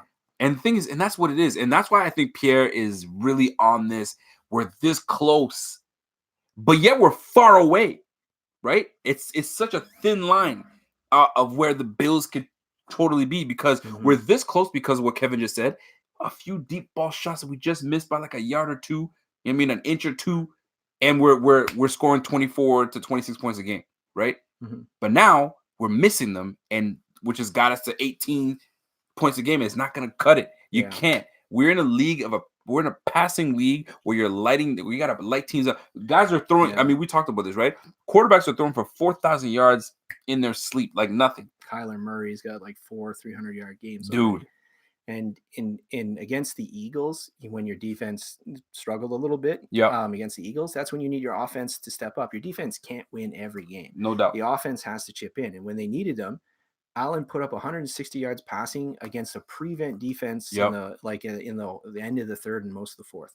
It has to be better than that. Again, not saying Dable isn't without his faults, and there are some things that he should do better, but a lot of things would get forgotten and overlooked if you just connected on these deep touchdown throws. Now the ref says, but if Dable is making Allen too much of a game manager and making him hesitant, overcompensated on deep balls. Yeah, and I could see McDermott being part of this, right? We talked about this earlier in the show.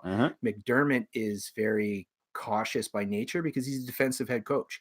And he obviously wants to win with that side of the ball. And Allen was turning the ball over at a crazy rate at the first few games of the year. So I think they obviously sat him down and they said, you know, you got to rein it in a little bit and you need to not turn the ball over, kind of deal. And I'm sure that's affecting him, because now you're hearing things like they're saying, oh, he's got to play fearless and stuff like that. I don't like those comments, because I don't think he was playing afraid. I think he was playing as instructed. And that kind of makes him look bad a bit. I like you know that. what I mean? Like, don't say he was scared, or you kind of insinuating that he's playing fearful. I don't think he was. I think he was playing as instructed. And now these things are going back smooth now. Now it's not working out so well. So they want him to unleash it. But at the same time, they made the throw. So he's got to, you know what I mean? He's making the throw, so he's got to hit it. Like, he's got to hit it. Like, he's got to hit it. And he's overthrowing a lot, so maybe he's worried about underthrowing it for an interception. But you're a professional NFL quarterback that was drafted in the top 10, and you're supposed to be a franchise player. You have to hit those deep shots. Listen, you said it. He's got to what? He's got to hit the ball. He's got to hit it. Yeah, he's got to hit right? it. If a girl, you go to the club and a girl is, you know, rubbing up on you and talking all this stuff in your ear and all that stuff, what do you got to do, Kev? You got to hit it. You got to hit it. You got to hit it. Is this our man? I think it's our guy. This is Rico and Kev, Buffalo Fanatics. Who's this and where you from? Hey, this is Joe Domenico. Motherfucker. Welcome to the goddamn Bing team, boy. What's going on, man? You finally made it, man. What's going on, man? What's on your mind, man? Talk to us. Yes, sir, man. Listen, I was agreeing with what you were talking about, too, man. The only team that scares me going forward is Baltimore because of Lamar Jackson and his shiftiness, and he's got to be accounted for, man. So it's always dangerous. And second of all, I always think the same thing, but when it comes to Dable, he needs to switch up the play calling. And if we're in the red zone, do not stop continuing to run with Singletary. Feed him until he pukes, man. This dude will break it. He could have get a touchdown instead of having to worry about a field goal. Hey, yo, my man is coming with the heat. Keep going, Joe Domenico. Yes, sir. That's how I feel, man. You can see it. I mean, if we could see it at home, I don't know why Dable can't see it. I think he gets too nervous on the sideline and just tries to do what makes him look good, trying to get a touchdown pass and make Allen be good. But you know, you got to play to your strength, man. Let Allen run if he wants to run. You see how they're doing Lamar Jackson? They're playing to his strengths, man. Now, I will say this, though. I like that. Play to your quarterback strengths, right? So Yes, here's sir. my question to you. I'm going to put you on the spot. What is Josh Allen's strengths? His strength right now, I think, is being in his zone. If he sees nothing open, and if he can't read a play open, even if somebody's wide open, he sees that no one's around him, and he thinks he can get a first down and move the chains. That's what he did the very end of last year, and he looked great the end of last year. And this is his first year starting as a starter this year, so this is technically like his rookie year if you look at it, because he only played, 11 games before that? I think he's played like 19 games or something so far. See, he needs to play to his strength. I'm gonna tell you something. I hate when people say he was only 11 games in, and I'm not ripping you. I don't like that. Oh, yeah. When you make it to the mother effing NFL, there's he's only been 15 games in. He was 9 games in. Listen, you playing with professionals. You got professionals on your team. You're playing against professionals. You got professional coaches. And either you ball out or you sit your ass on the bench and learn, right? But if you on the field and they trust you, I expect big things. I don't want to. Oh, he's on 9 games. I'm not trying to hear that. Now he's 20 games in. He's 20 games in, so I don't want to hear any of that stuff because he's 20 games in. Tyrod, they're trying to compare him to Tyrod, saying, well, 20 games in for Tyrod and 20 games in for Allen. Guess what McDermott did? McDermott says, you know what? Your 20 games weren't good enough for this team, so bye-bye. Oh, I hear you. I hear exactly what you're saying, too. You know me. But remember last year how they had him running is because the line was completely trash. He had no choice but to run. But now they're trying to force him to stay in the pocket, and it's confusing him. He's young, man. He's young as hell. You're trying to confuse him now. So let him play to his adaptiveness. So let him play his game first. You want to let him loose. You want to let Allen loose. Mm-hmm. Let him loose? Exactly. So, the offensive line was horrible. If you got more protection, they want to force him to be in the pocket, but don't abandon what used to work. Joe is on. Listen, Joe, you're on fire because my man Tom Chuck says Joe's on fire. Get some water for him. He's on fire. This is the type of phone call that I like, Joe. Joe Domenico from Buffalo. Yes, I used to call One Bills live with it, and I had Steve Tasker saying, I'm like, yo, listen, I used to have him and what's his name, Murphy. Used to go at it back to back with each other, man. I used to listen to him all the time like that. And Steve Tasker would be either ice cold or red hot with it. And I used to listen to him all the time. I'm like, yes, you have to keep it to the strength of the quarterback because that's your general. You notice, like, look at Jimmy Garoppolo. Look at how the Niners were last year. Mm-hmm. Nothing. Jimmy Garoppolo came in there and started swinging it and became the team, the field general. That's like the goalie in hockey. You have to have that. You have to build your team around that offense. It all starts with the line. Games are won and lost to the trenches at the line of offensive line and defensive line. And the same thing with defense because we got to get more pressure on the quarterback no matter who we're playing and stop worrying about the flags. Woo! Joe Domenico's on fire. Yo, Joe Domenico, listen, now that you're part of the big team, I want you to be one of my callers every goddamn show. You understand me? Yes, sir. Yes, sir. Listen, I'm going to hang up right now because I got some other people calling right now. Joe Domenico. Yo, this is the best call of the night. Best call of the night. Yes, keep that fire going. I'm gonna keep listening. I'm still keep coming in listening all night, man. I'm getting drunk off that Jack and Coke too, my man. Yes, sir. All right, Joe Domenico from Buffalo. Thanks for calling in, my man. Yes, sir. All right, Joe Domenico from Buffalo. What? These are the phone calls we want, people. You want to make. Listen, we got 2 more people that we need to join the Bing team. 2 more. And I'm giving away stuff. I'm giving away the Buffalo versus everybody shirt. Listen, I want to give away something. I want to give a nugget away. I don't know if I can. Pierre, can I give that nugget away of who a certain someone that made an order, or should I say nothing? Pierre, I need your blessings on it. Should I say nothing, or should I just keep it hush? Because I'm telling you right now, he's saying yes. He's saying yes? Yeah. Can I say it? Okay, let me tell you something. We got a phone call from one of the Buffalo Bills members, Frank Gore. Let me tell you what Frank Gore said. Frank Gore was like, yo, what's up with them Buffalo versus everybody shirts? We're like, yeah, what about them? He's like, yo, I'm buying every one of them for every teammate on this team. I was like, are you sure? He's like, yes. So get me 75 of these boys because I'm buying them all. So I'm telling you right now, if you see the Bills all rocking these, you know where it came from. So don't be by yourself with a damn plain old Buffalo Bills shirt, t-shirt with a little Buffalo Bills with a little thing in there. Nah, this is where it's at right here. Yo, this shit is in my system right now. I'm feeling good right now. Anyway, y'all catch what I'm saying? Yeah. Kevin's like, yo, I'm used to this shit. But don't be that dude wearing that, you know what I'm saying?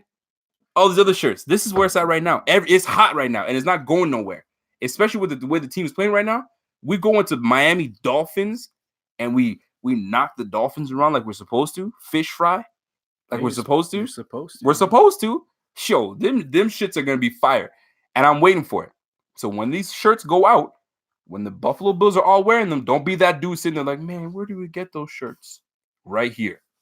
And if you don't want to wait for this, all you got to do is go to www.bffanshop.com and you can cop your shirt. Or if you don't got that bread, all you got to do is join the Fanatics Bing team. And now you're part of the draw.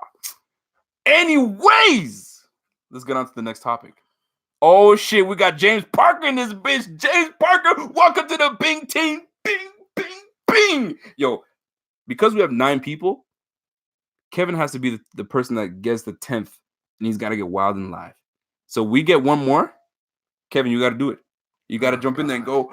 This is all you got to do. You got to put your hand forward and pump it. Like, you know those, what are those towns at Jersey Shore? When they do that, what are those guys called again? The Jersey Shore. Jersey Shore. Like, you gotta, but that's what it is a little bit. You got to do this and bing, bing, but you got to put a little swag into it. Oh my god! You got to put a little swag into it. It'll be dope. Yeah. So pump it, Kev. We gotta pump it. Yo, I'm laughing my ass up, bro. For real. Yeah. Come on, Kevin. Don't be a lousy Phins fan. Ryan, I gave you the shout out earlier. Man. Gym Tan Laundry. Gym Tan Laundry. Yeah. Yo, we going for one more drink, bro. I'm doing it right now. I'm doing it. I think I'm free pouring too much. Am I free pouring too much? There's no such thing. But there we go. There's no such thing. That you're gonna be hammered now. So I went down south with this guy one time. We went to an all-inclusive. He drank more tonight than he did in 7 days there. Relax. And I was like, remember we were at the club? Yo, you were kept handing you drinks. Yo, you were feeding and you were drinks. just like, oh, thank you, and turning around and giving them away. Like, like it was like an assembly line. So he was feeding me drinks. Now I'm sucking these things back. Pause. I'm sucking these things back, boy. Well, that Legendario is a nice rum. But somebody said a pizza place that was good was Lenova's. So when we go to Buffalo, next time you come with? Yeah, when they play Miami next year. Let's do it. So I'm going to try to go. You know, that's what we should do. Buffalo Fanatics tastes pizza. We just fuck around and go and eat pizza all over the place. Well, the other thing, too, is there's supposed to be, I always hear about the wings, right? I wouldn't mind doing a wing tour. Oh, wing tour? Yeah. See, somebody made fun of somebody. What did CR say? Rico, you need to be up for the game tomorrow, man. Come on now. You need to relax. I can't relax. That's what I do, man. I'm up early. Yo, don't forget, I got kids, man.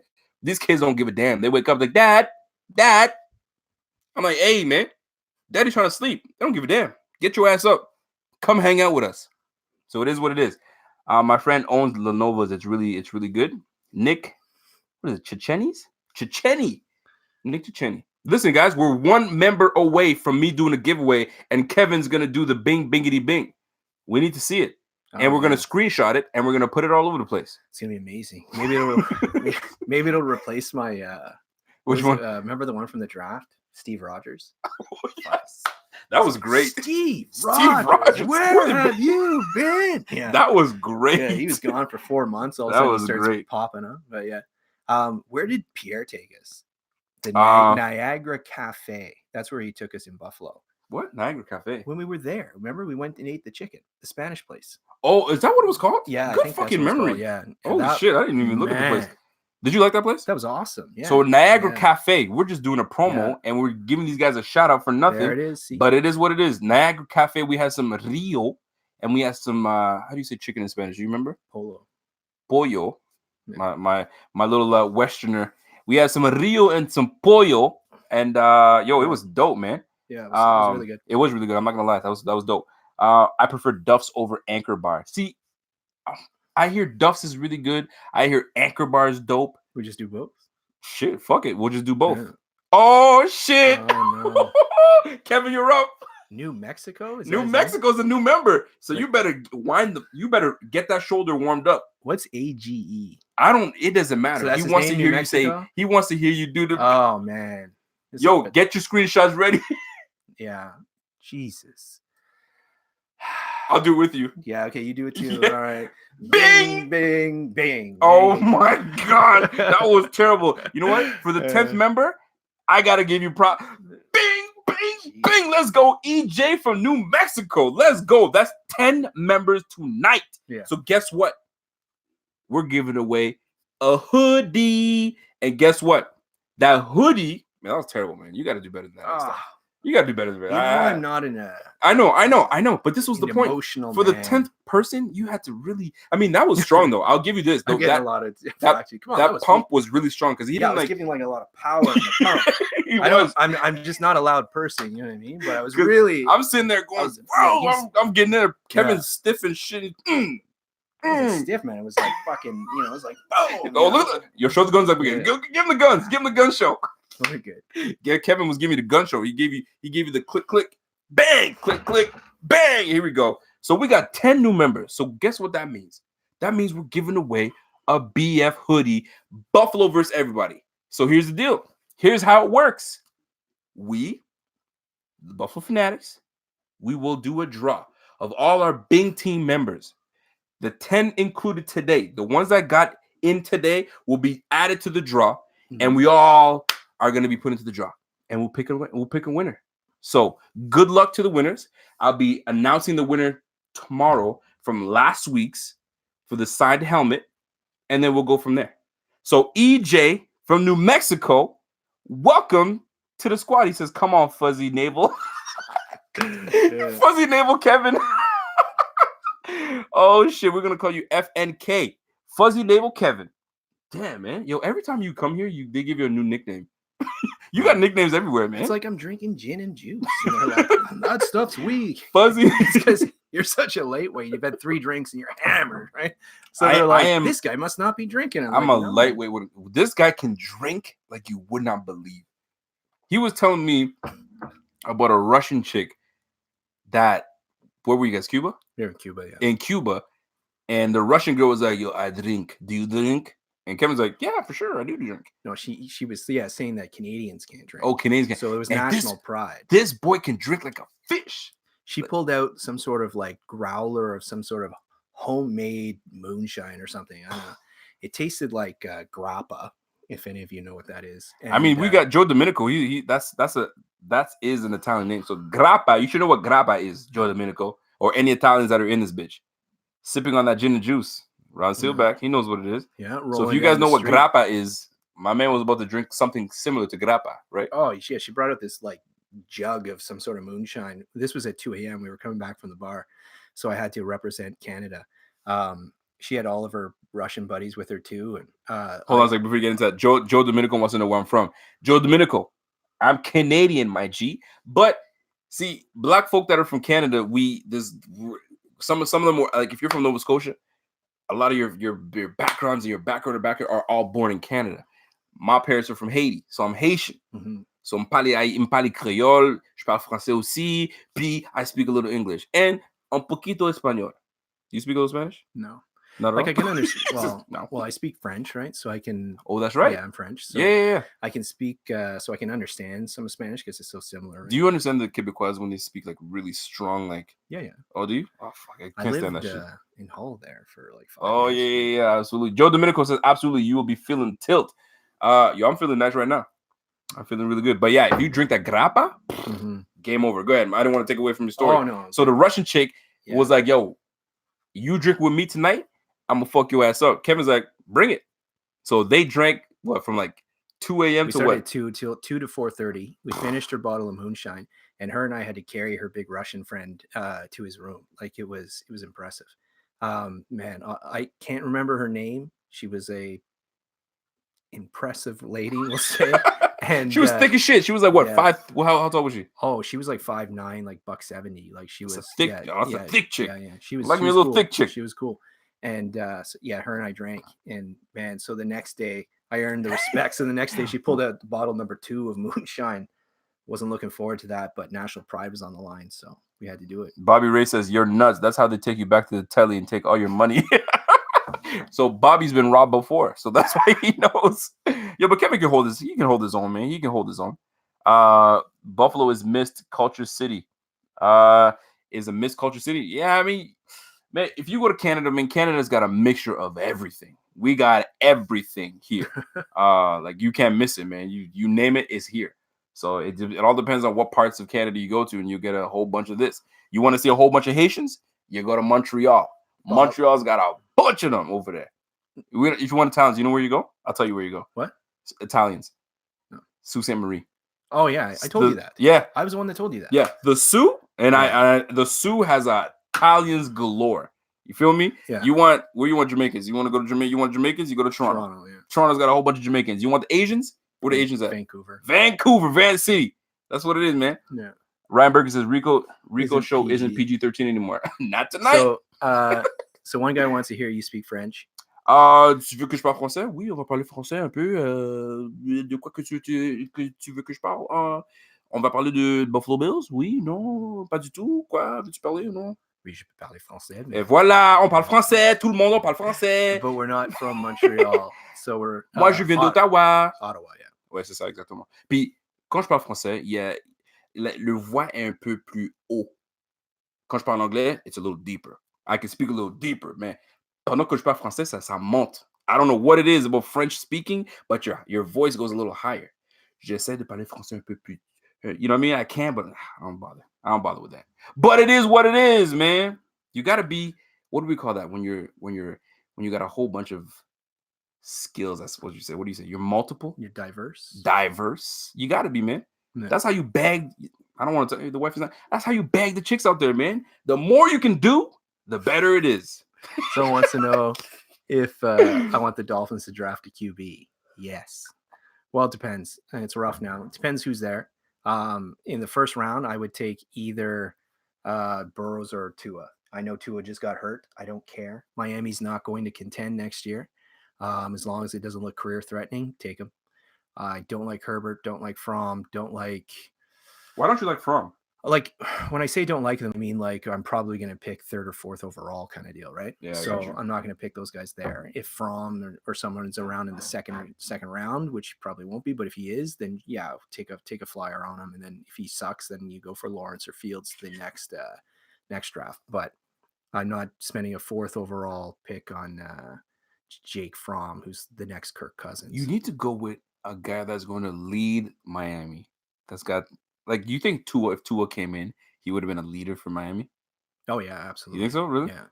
What I like about Tua, the reason I think Tua is the best quarterback in the nation is because he's... Ryan Berger says you need to become a Buffalo fan right now. Just do it right now. Commit right now. Drop the Dolphins. No. He says, no, I can't do that. Yeah.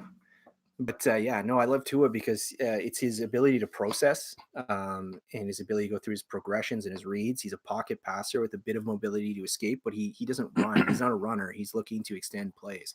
And when the plays break down, he stays calm. And that's what I like about him. Well, I'll tell you this right now. People are asking if who's going to be more lit, me or the wifey. Oh, let me tell you. Yeah. Nova Scotians, my wife is from Nova Scotia, and Scotians, when they sip, they don't sip cute. They don't just, I'm fine. Oh, they go ham. I'm trying to think of like the American equivalent. Yeah, what like Jersey? No. Do folks from Jersey go hard or what? I'm trying to think. Anyways, what we're trying to get at is like these guys are boozers. Yeah, they are boozers. Maybe Boston? I don't know. Does Boston booze hard? I think so. I haven't been to Boston yet. Maybe. But and no judgment. That's somebody asked me a question earlier. I got to get to it. Rico, the standing bet in Mexico is who's going to be more wasted tonight. You or your wife? It's going to be the wifey. That's for damn sure. Yeah. I'm more when I sip. I don't sip to blackout. I can't stand that. When I hear people say, "I don't remember what happened yesterday," shut your ass up. Yes, you do. Yes, the fuck you do. You know what I'm saying? Me, I'll sip until I'm great, but I know exactly what's going on. Because if I got to throw hands, I got to be coordinated enough to throw hands. Because nothing worse than when you see someone that's pissed drunk and they're swinging all over the place and they're a hot mess, they might knock themselves out. Not going to be me. Not going to be me. My man said, clip it. Clip what? What's Bobby talking about, man?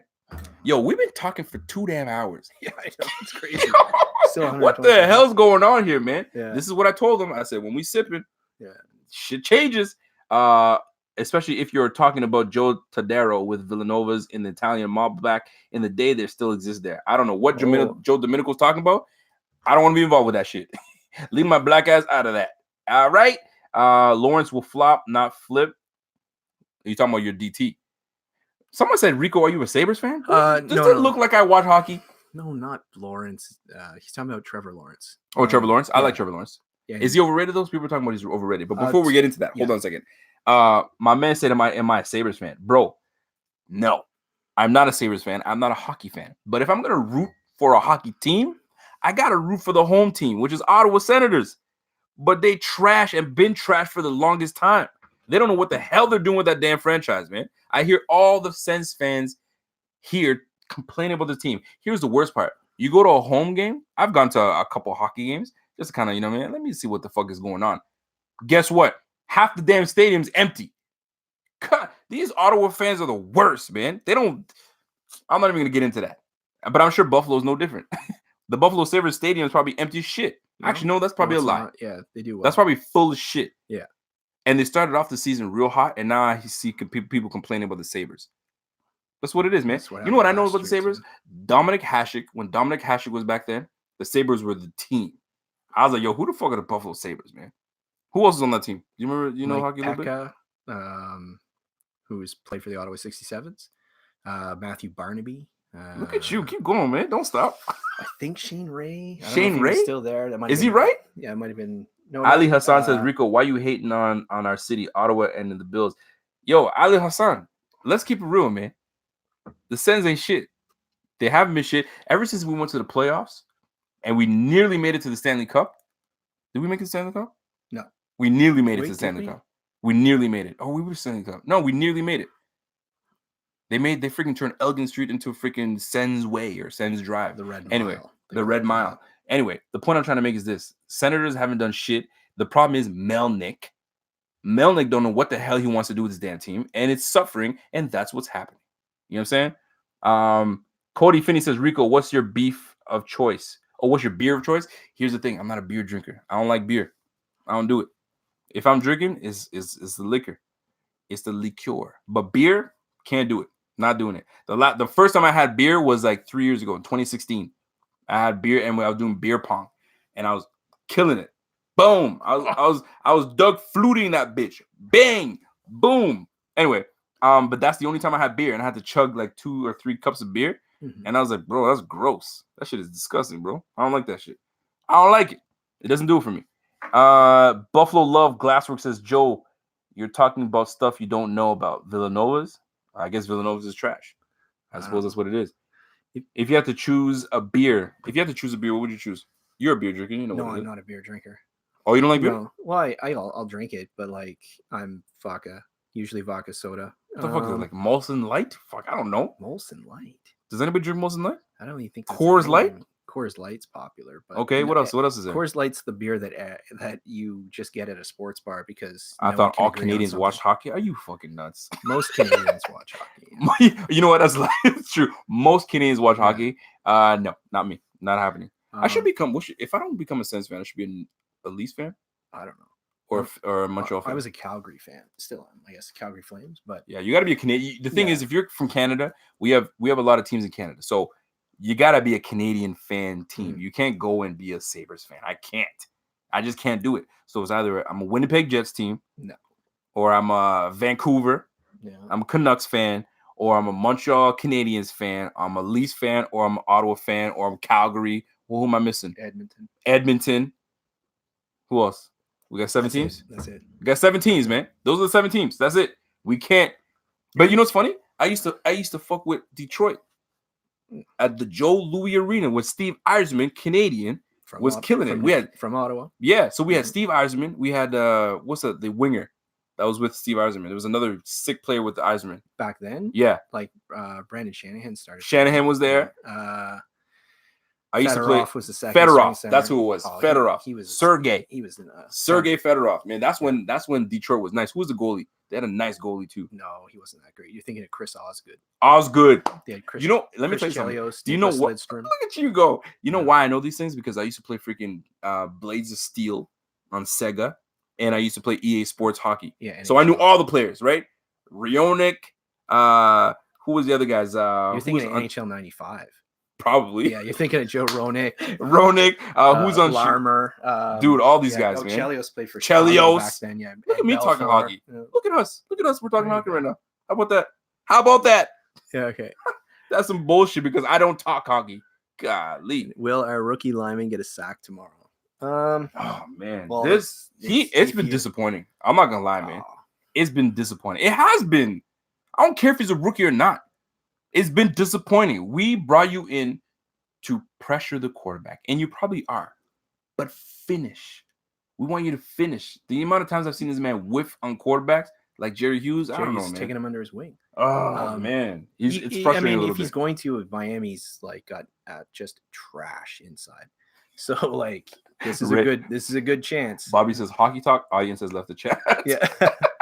Rico, how's the hunting in Canada? Was told it's great hunting. Yeah, a lot of people hunt over here, man. It's lovely. Yo, Canada in terms of mass, the amount of people in the country, we're definitely not as populated as the United States, but we have a lot of land. Land is we got a lot of land, man. So people go hunt all the time. Yeah, like a lot of like undeveloped land. Yes, like absolutely, absolutely, man. and so stuff like that, yeah. If you like that type of shit, move over here to Canada, man. Up north is where it's at. Rico should be a Phins sign. The Phins sign cap. For what purpose? You know what? No, I don't. Because you got Rosen on the team and you got Fitzmagic. They're gonna draft someone, right? So why sign why sign Cap? Like the real question is, if Cap were to be signed this year, who would sign him right now? Who would it make sense for him to sign with? Maybe Chicago. So behind Trubisky? Well, Trubisky's terrible. Yo, Trubisky's not playing well. Like, man. You got to think of, if you're going to sign Kaepernick, it's got to be worth it, which means like you need to be a team that, like, why Miami? He's 32 years old. He hasn't been in the league for a bunch of years. Yo, Bobby, you're an asshole. Yeah. Bobby says Rico doesn't watch hockey, but he's a hunter. Okay. Yeah. But yeah. You're a fool. Yo, we've been talking for 2 fucking hours and people are still watching with us. Yeah. Yo, what the fuck, man? Yeah. Let's do it. Okay. Yeah. But yeah, anyway, so Cap, like, it doesn't make sense on Miami because they're a young team that's starting over and they're going to draft a quarterback first round. So why sign him? You know what I mean? If it's a team like, say, Chicago that's got a good defense and they have a kind of a veteran team and Trubisky's just shit in the bed, then maybe something like that. But like, it's because regardless of what we think of the situation, wherever he goes is going to be like there's going to be a lot of attention, a lot of media storm and that sort of thing. So it's got to be someone that he's going to like significantly impact the outcome of the team. If he's just going to sit on the bench and do nothing, like if he goes to New England or something, he's never going to play. Why does that team bother? You know, I know, I get it. I totally get it. And if we're going to keep it a buck, he's got to go to a team that's so fucking trash, like the damn Bengals. Give them something. But they got to give Ryan Finley an opportunity. Is it Ryan Finley? Yeah, Finley's. Who the fuck is Ryan Finley? Where are you from? Where's he come from? Is he nice? I think he's North Carolina. Who's the fuck, man? Ryan Finley. His name sucks. NC State, I think. Someone will know. But yeah, he's like a fourth. Oh, that was Washington State. I was gonna say, where did Luke Falk come from? Washington State? Yeah, he was Washington State. Bro, I was looking at somebody tried to put the narrative that what's that idiot that threw the helmet? Garrett. Garrett is a dirty player. And somebody named 3 things that made him dirty. So the helmet thing. Yeah. Then they said he threw punch at somebody whenever. And then the Luke Falk tackle. Are you kidding me? But then they started playing the Luke Falk tackle. Dude, that fucking, the way his ankle broke. Mm-hmm. Oh, yeah, that was nasty. Oh, I saw that live too. I was like, oh, something happened. That way he fell on his ankle, it's not happening. And then when Luke Falk didn't get up, I was like, I don't think it was Falk though. I think it was Trevor Siemian. And that's how was Falk it Siemian? Yeah, that's how Falk you're right. It was Siemian. Oh, was it Falk or Siemian? It was Siemian. Oh, it was Siemian. Then Falk got in. Yeah. Got it. Siemian. Oh, the way that ankle broke, that's nasty, bro. Shaq lost in 3 sacks. That's Joe Domenico. We need someone on the defensive line to teach Oliver how to rip it and stick it, and get to the quarterback. I think the only one so far that can do that is possibly Jerry Hughes and maybe Shaq. Are you fucking nuts, Joe Domenico? Jerry Hughes. Jerry Hughes has had we're going to call it 26 weeks. 26 weeks to show us that he's a perennial pass rusher that he was back in the day. And I'm using all of last year and this year to show that he hasn't done it. Just so I'm clear, you think that within a year and a half there was 26 weeks? Well, I'm using all the 16 weeks of last year. Okay. And then 10 weeks that we've. Okay. So what are you trying to get at? I thought you were trying to tell me that there's 20 weeks in a year or something. I was like, what? I'm going to sit there on live television and be like, yo, there's only 26 weeks. Nah, man. In the freaking 16 weeks that this man played last year, in the 10 weeks or the 9 weeks, that he's played this year, everybody's wondering where the hell Jerry Hughes is at. And I'm more annoyed with him because he didn't man up and fess up to writing that tweet. Man, listen, man. These clowns on the internet, they're so clownish, man. They're going to clown you for whatever reason. So just own it. You know what? Guess what? You get to go back to your fam and do what the hell you do and not worry about anything that they have to say. But, my team took care of that, man. Shut your ass up. Golly, man. Yo, only vet, though, with past success. I understand what you're saying there, Joe. But that was like 6 years ago, I think, since the last time he's had an effective season. He hasn't had more than, I think, 6.5 sacks since what's his name, Jim Schwartz was there. But he was surrounded by 3 All-Pros who received all the attention. And here's the problem: we just signed him to an extension, so we have him. He's not a bad player. He's not. He's not a bad player. But we signed you, and it was a good value at the time. $13 million for some of these guys, like Trey Flowers. There for what did he get? I like Trey Flowers though. Yeah, but he's getting like almost $20 million a year. Yeah, right. So Hughes for 13 is good value. No, you're right. You're right. By the way, I need to ask you guys a question. Because we from Canada, we don't listen to WGR and we don't listen to like all these other, I guess, platforms that are out there. How do we compare? And I'm not even saying how do we compare. Is it nice to have another? Let me rephrase that question. Let me frame that question. Is it nice to have another outlet to go to, not WGR and all these other places? Because I don't listen to them because I'm just not from that area. So you guys can turn your radios on and do that. Do we compare very well? I mean, we bring in special guests. We try to. Oh shit, we got a new member? Oh no, we good. No, we good. I'm just curious. Someone's asked me how James Sox says you're by far the best. I appreciate that, man. I love it. I love hearing that. It's encouraging. We want to keep going. Someone wants to know, what am I expecting Devontae Parker tomorrow against Trey White? Nothing. I'm going to say 4 catches for 46 yards. That's fair. Yeah, that's fair. But we gave that to OBJ.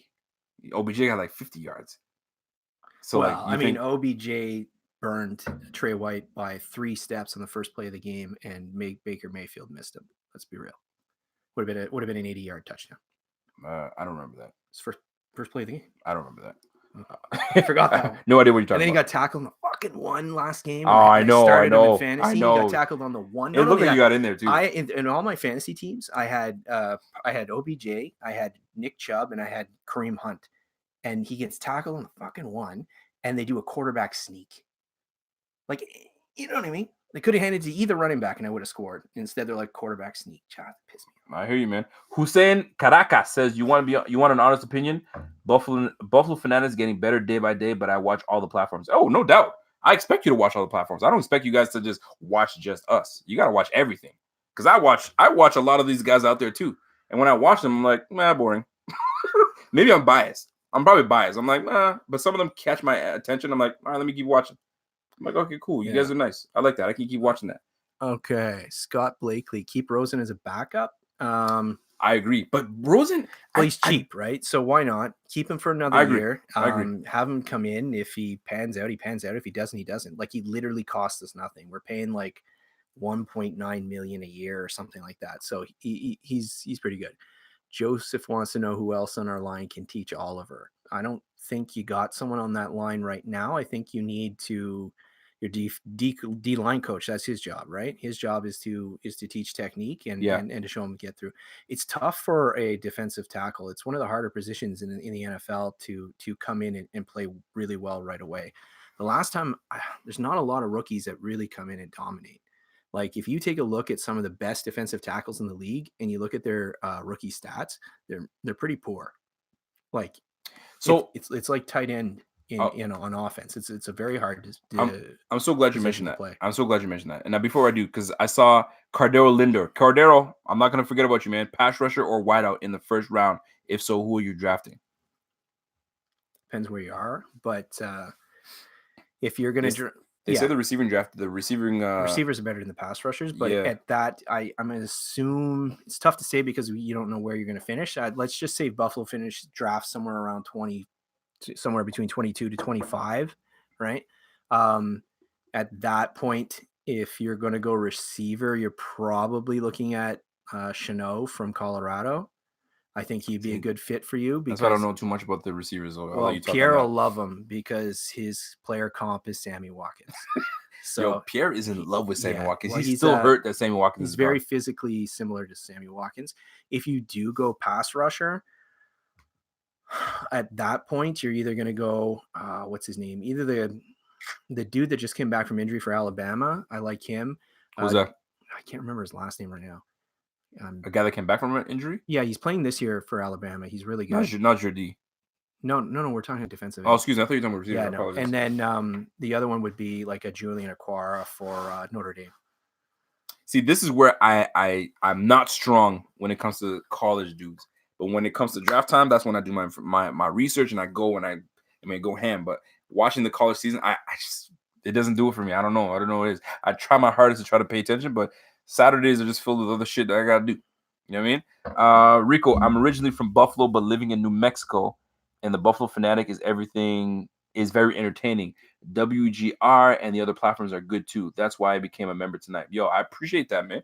That's real talk, man. I do appreciate it. Like, jokes aside, when we started this, myself, Pierre, and even people that were part of our group before, right?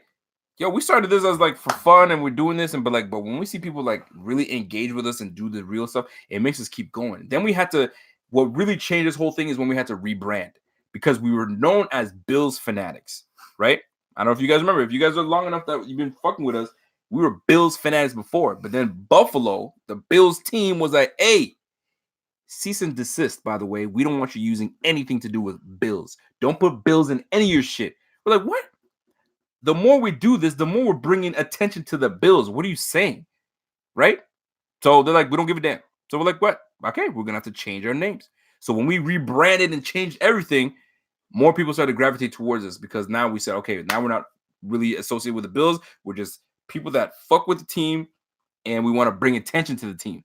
You think they'd say, we're going to embrace you guys. We're going to embrace you guys. But they're not doing that.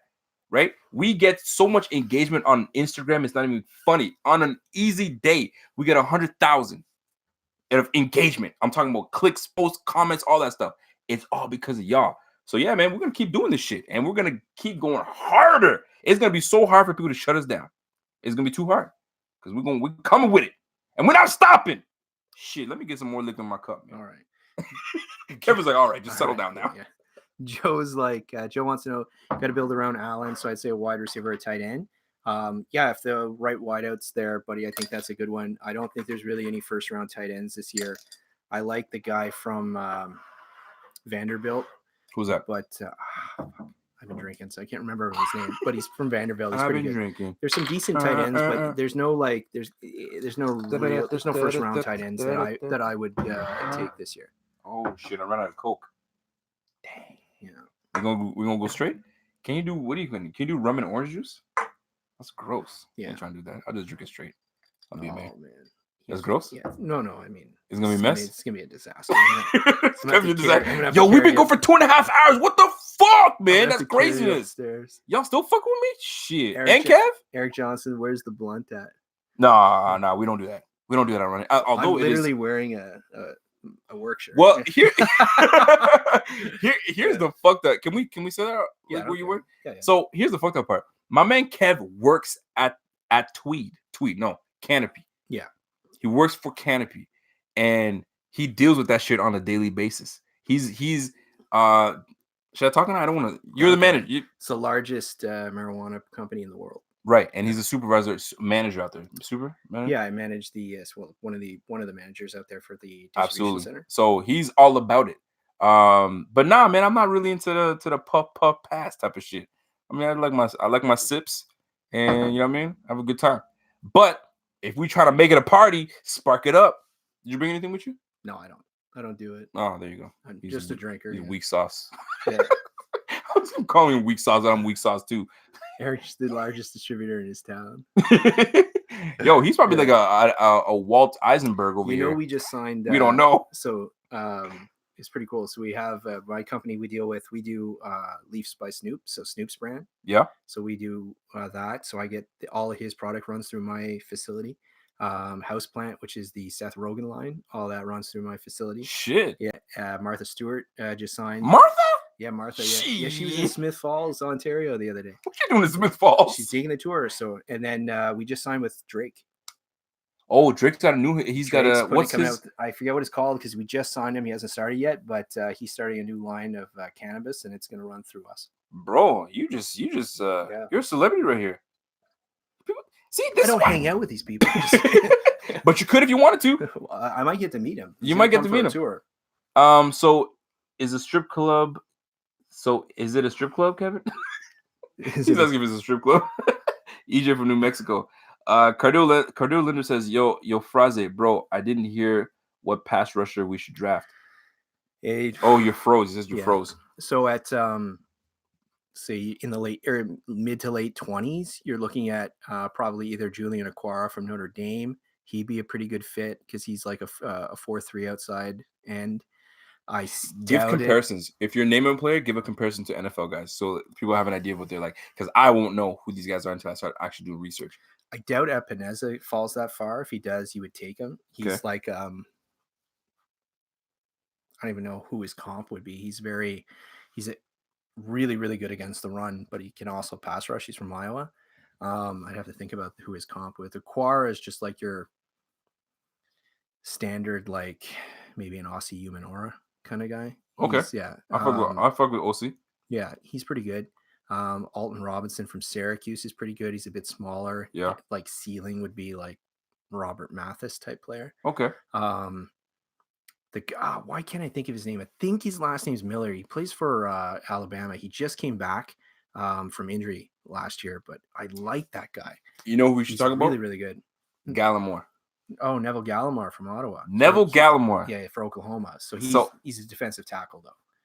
So he's from Ottawa and hometown kid. Yeah, and we played ball against his brother, which is a baller. He could play. So Neville Gallimore. Yeah. I thought he was coming out last year, but I guess this year. Yeah, he's coming out this year. So we can squeak in a Neville Gallimore on this team. Mm-hmm. And here's what I'm gonna try to do. I'm gonna try to get a damn interview with Neville Gallimore because I know his brother. So I'm gonna try to hit up his brother and be like, yo, when's your brother back in town? We gotta hang out. And I might just bring his ass over here. And I got Neville Gallimore. He might take up this whole damn spot though. He's a big boy. Lad, yeah. He's a big boy, so I gotta watch out. He might sneak it in the first round. So first round? He's getting a lot of buzz. Yeah. Damn, okay. He accepted his invite to the Senior Bowl, so he'll be at the Senior Bowl.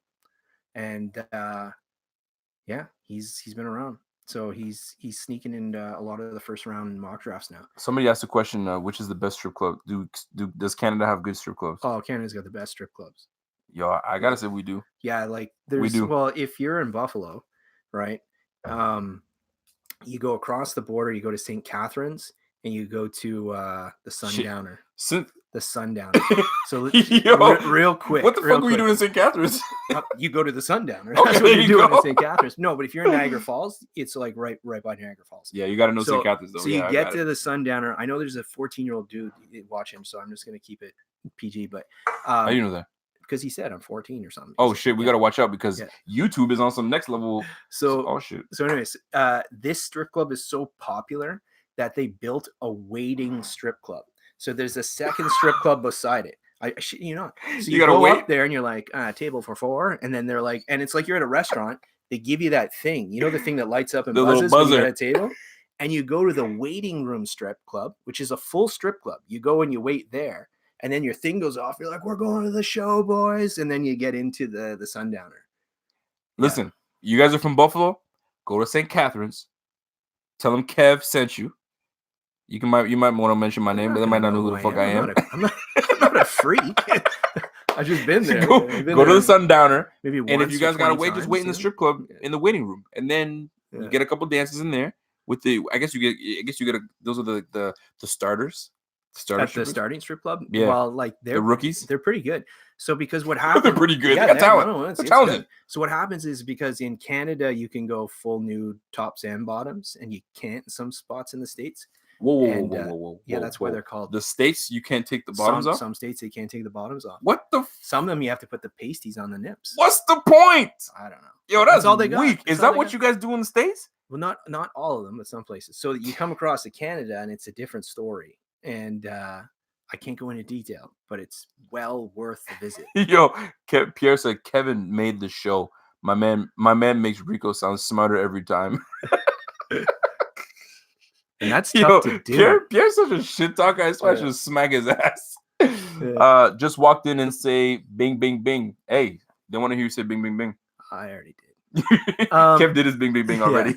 Bobby Ray's been to the Downer. Yeah.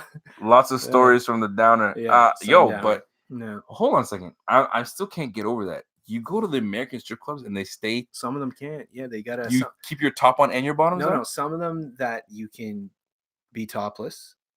Some of them you can be topless, but you have to put the pasties on the nips. And some of them you can't take the bottoms off. That's weak sauce, bro. Yo, America. No wonder they all come to Canada for the strip clubs, bro. Yeah, dude, here's telling us that there's full nude if they don't sell alcohol.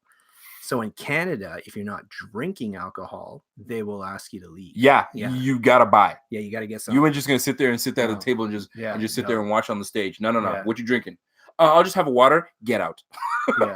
That's it. So in get out, sir. In Ottawa, we've got one. Well, it's in Gatineau, but it's like 15 minutes from downtown Ottawa.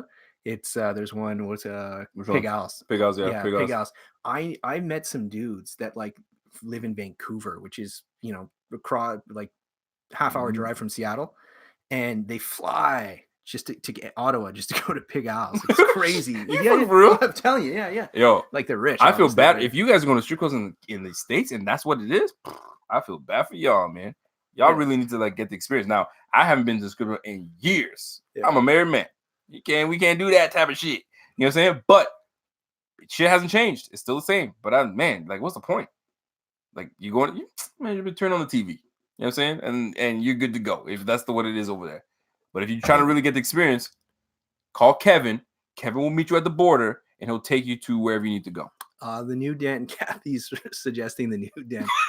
I have a friend that works there. She's lovely. She's lovely. Yeah. New Den's all right. I've been to New Den. Yeah. Way back in the day. New Den's all right. You kind of get to see the talent that's out there. Yeah. I mean, it is what it is. How the hell do we get to? I'm not sure. How did we get to strip clubs and shit? Because somebody asked that question. Yeah. I'm married too, but my wife hustles bartender at the club. Hey, shit. Nice. Yo, Joe Domenico, he's got the right right combination. Joe, we're gonna have to hang out when we come down next year. Perkson working out of town. Oh shit! Wait, look at Cody Finney. Paul Valley Pure Platinum is better than Sundowner. Where's Pure Platinum, buddy? I couldn't even tell you. He's gonna tell us. He's gonna tell us. Yeah. He says Pure Platinum is better dollar. than. Oh my! Who said Kathy Barnaby said $7? Let me tell you. Yeah. No, I can't. No, don't tell the story. I was about to tell the story. Yo, this story is nuts. Because when I saw, I was like, did this just happen? I can't. I'd love to tell the story, but YouTube's got this whole thing about. So I'm not gonna do it. But it's a story. Yeah, Paul, don't leave us hanging, man. Pure Platinum. Where is it? But anyways, we should probably get back to football. Yeah, we should. I mean, listen, man, we've been talking for 2.5 hours, man. Yeah, that's true. I mean, what time is it right now? What time? This is 11:52. Golly, we still going? Sorry, Rico. I started the strip club question. My bad. Yeah, you did, jackass. Definitely all over the place. It doesn't take a lot to get us. It doesn't. Yeah. You guys need to start going. You guys need to start going there. Nah, we good, man. Rico, what kind of work do you do? I work for the post office. I'm a supervisor. So all those parcels that y'all are sending back, left, right, all over the place. I take care of that. So I make sure that that is going from point A to point B, and it's busy. This is busy time of the season. But right now I've taken an assignment. So I'm a trainer. So I go across Eastern Ontario. So if you guys have been seeing me in hotels all over the place, it's because I've been going back and forth. I've been training new employees So I'm giving the whole training thing before they actually go on the floor and do what they got to do. So you got to put your hand in everything, man. You got to do it. So I stand up and do this. That's what I do. Our Cordero Lindo says, why OC or QB coach not teaching Josh Allen to read the field from left to right before he throws the ball? People are wide open, but looks. See, this is the thing. I don't know why everybody expects it to be the OC that should be like, you should read the field. And it's the person throwing the football. If he's not mentally sharp enough to do those things, it's not on the OC. It's on the person executing the damn passes. So you can't blame Dable all the time for Allen's deficiencies. That's the thing, man. People just want to throw Dable under the bus. Now, I'm not saying he's great. What I'm trying to say is that you can't just always blame him. Let's look at the damn quarterback. What the fuck is he doing? You feel me? Like, Rico needs to do his this for a living. Nah, man, you crazy. But y'all need to understand though. You can't keep blaming the OC. It's not fair to the OC because the OC is teaching everything he needs to teach the quarterback, and the quarterback is just not retaining the information and not applying it. Who does it fall on? Right? Unfortunately, it always falls on the OC because that's who's going to get fired first, right? But if the quarterback is not doing the job and it's simple and he still can't do it, it's a problem. Let me give you an example. When Matt Barkley comes into the game against the Jets, fresh off the damn free agency, we brought him in, and I don't know, I think he was on the team for like a week or two. I don't even know. I don't remember exactly. He lit up the Jets for 41 points in a Dable offense. So who's really fucking up? Is it Dable or is it Allen? Anyways, I don't want to get into that too much because I fuck with Allen. I like Allen. And I don't mind Dable. I was on his ass last year, but I see what he's trying to do, and it's just not working out. So they've got to come together and really make this thing happen, man. Should Rico do this for a living? Free Rico. You're a fool, man. What's your favorite? He wants to know. Rico and Phins fan, what's your favorite formation you'd like to see our offense operate in? Oh, that's a great question. What about for your Dolphins? What do you like to see them operate in? Miami this year, they operate pretty best under like 12 personnel, which is probably for you guys, probably your best formation would be 11 personnel. Why 11?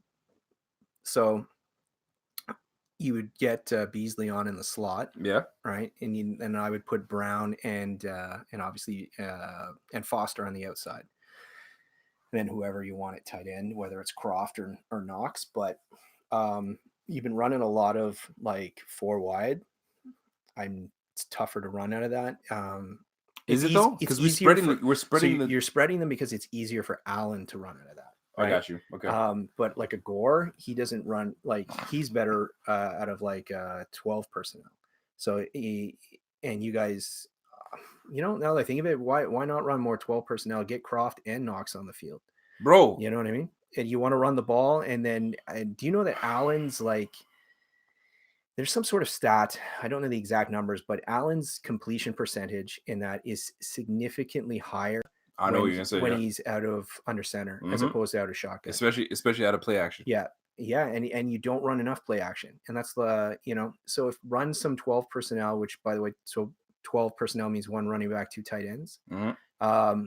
Run that, and you establish your running game with Singletary and Gore, and then take some shots with Brown and Foster outside off play action. How do you feel about the spread? What is the spread? How like if the Bills, not the Dolphins, if we spread, like we're talking about one tailback. Oh, if you guys, if we spread, so 4 receivers. Take the tight end out for a second. Yeah, but what's the point? Like, who's your 4 receivers, and does that give you an advantage? Like Duke Williams isn't a slot receiver, right? So Isaiah McKenzie, I'd rather have like he's a tweener. I'd rather have Croft on in a 2 tight end set. Or even Knox as 1 tight end and have Beasley in the slot, than I would have McKenzie, because you want to establish the run, and you got to get some play action passes for Allen. It's good for you. Did you kill this bottle? Yeah. How much was in this shit? Was this full? No. Good for you, boss. Yeah. There you go, my man Kev. I told you can drink like a fish, man. Yeah. But I'm with you. I don't mind. I don't mind the spread. I need Cole Beasley on the field more. I need him to stay on the field because when it comes to 3rd and short, yeah, he's your guy to go to. Yeah, I know. Not going to John Brown on a freaking 15 to 20, 17-yard deep route on a back shoulder. Yeah. Fuck all that shit. Yeah, That's silly. But you gotta remember, right? I didn't get that play, man. So basically, what happened last year is Allen was running a lot, right? Yeah. Second last game of the year, you got just pounded by the Patriots. Allen did nothing, and everyone looked at that because they stopped him from running, and everyone looked at that tape. And they're trying to do the same thing against Allen this year, which is basically keep him in the pocket, make him beat you from the pocket. Now Allen's improved in that this year, so that's why he's doing better. He's to combat it. But that's what defenses in the NFL do, right? They study what you do and they try and take it away. At the beginning of the year, he were going to Beasley all the time on 3rd and short.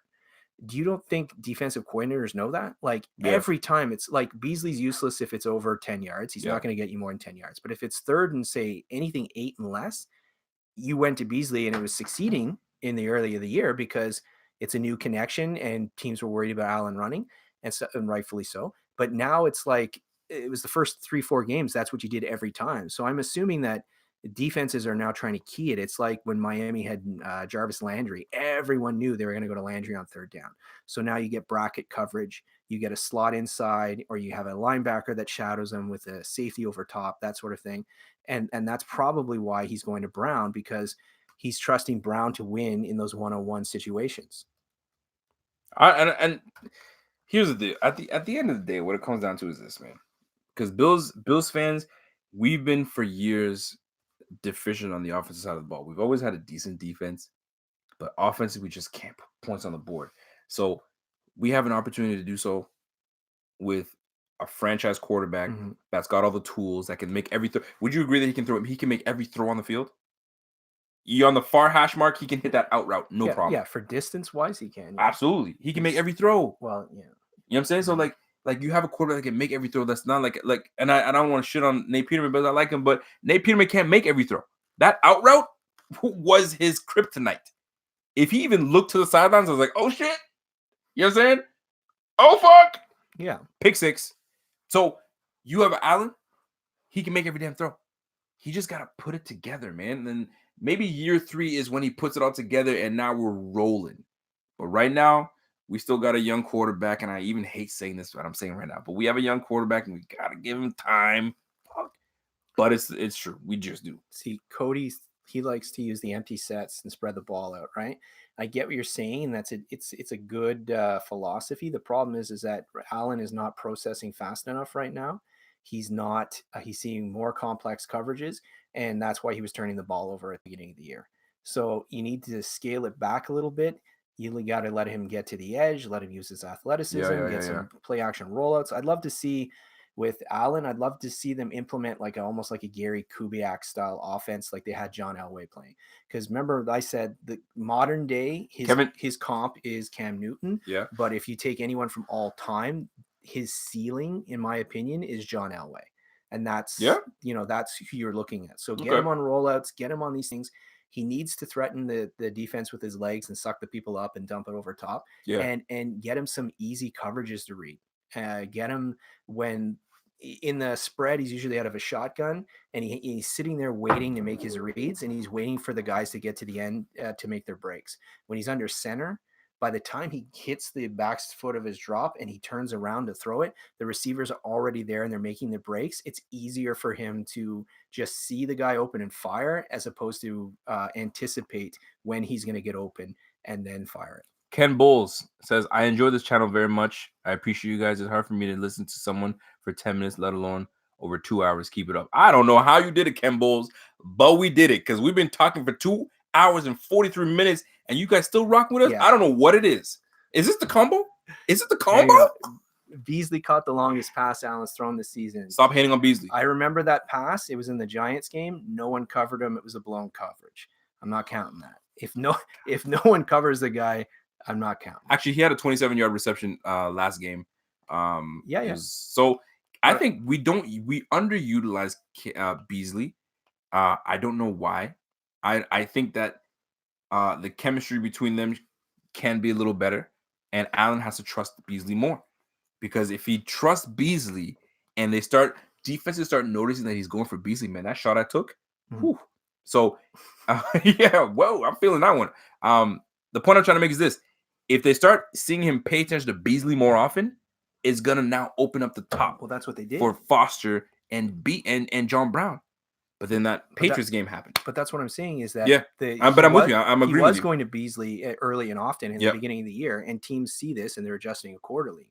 Hippie let it bang. What's up? So the other guys have to step up, right? Brown's been very consistent, but you need someone else to step up. Because if I'm say I'm the Patriots and I'm playing the Bills, I'm going to put Gilmore on Brown, and then I'm going to just double Cole Beasley in the slot.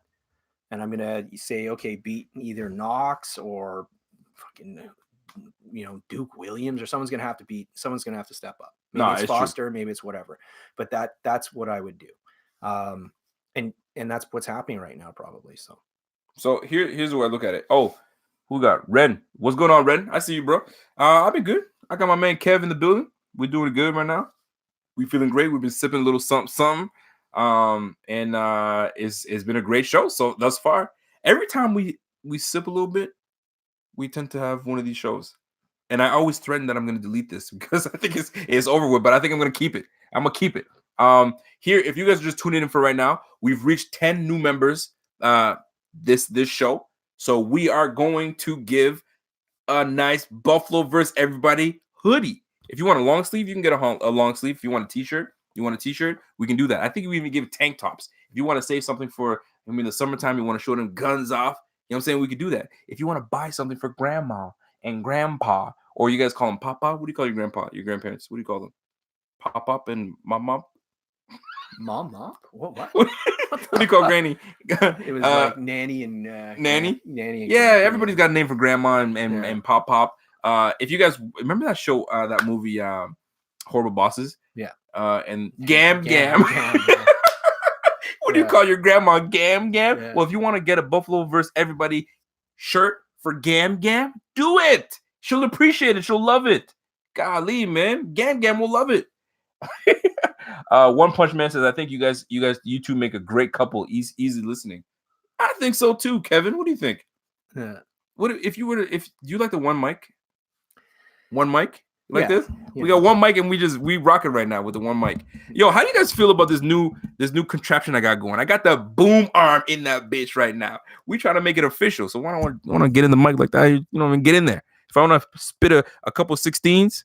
Yeah, but you don't want to cover my face up. No. We got to keep this is what keeps the show rolling right now. That's what it is. Rico Kevin podcast. Yo, Pierre is always on some next level bullshit, man. I swear. Okay, yeah. Sorry, Steve. I've seen that question twice. Oh, you see what Cody Finney said? What did he say? He said, I think we need to draft a LT. Move Dawkins over to right tackle. Okay. No. Well, hang on. This guy, he's asked this question like okay, go ahead. He wants to know if I like Trevor Lawrence for the Dolphins. Okay, you do this. I got to go and break that seal. Is what they call it? Break the seal? Yeah. I'm breaking that seal, bitch. Oh, shit. I'm out. All right. You got it. That's awkward. I'm going to get into the footstool. Yeah. Oh, look at this. You got the royal stool here. He's got all the padding. All of a sudden, I'm 7 feet tall. I got to push the camera back. Yeah. He had me on this little stool down here so that way he looks taller.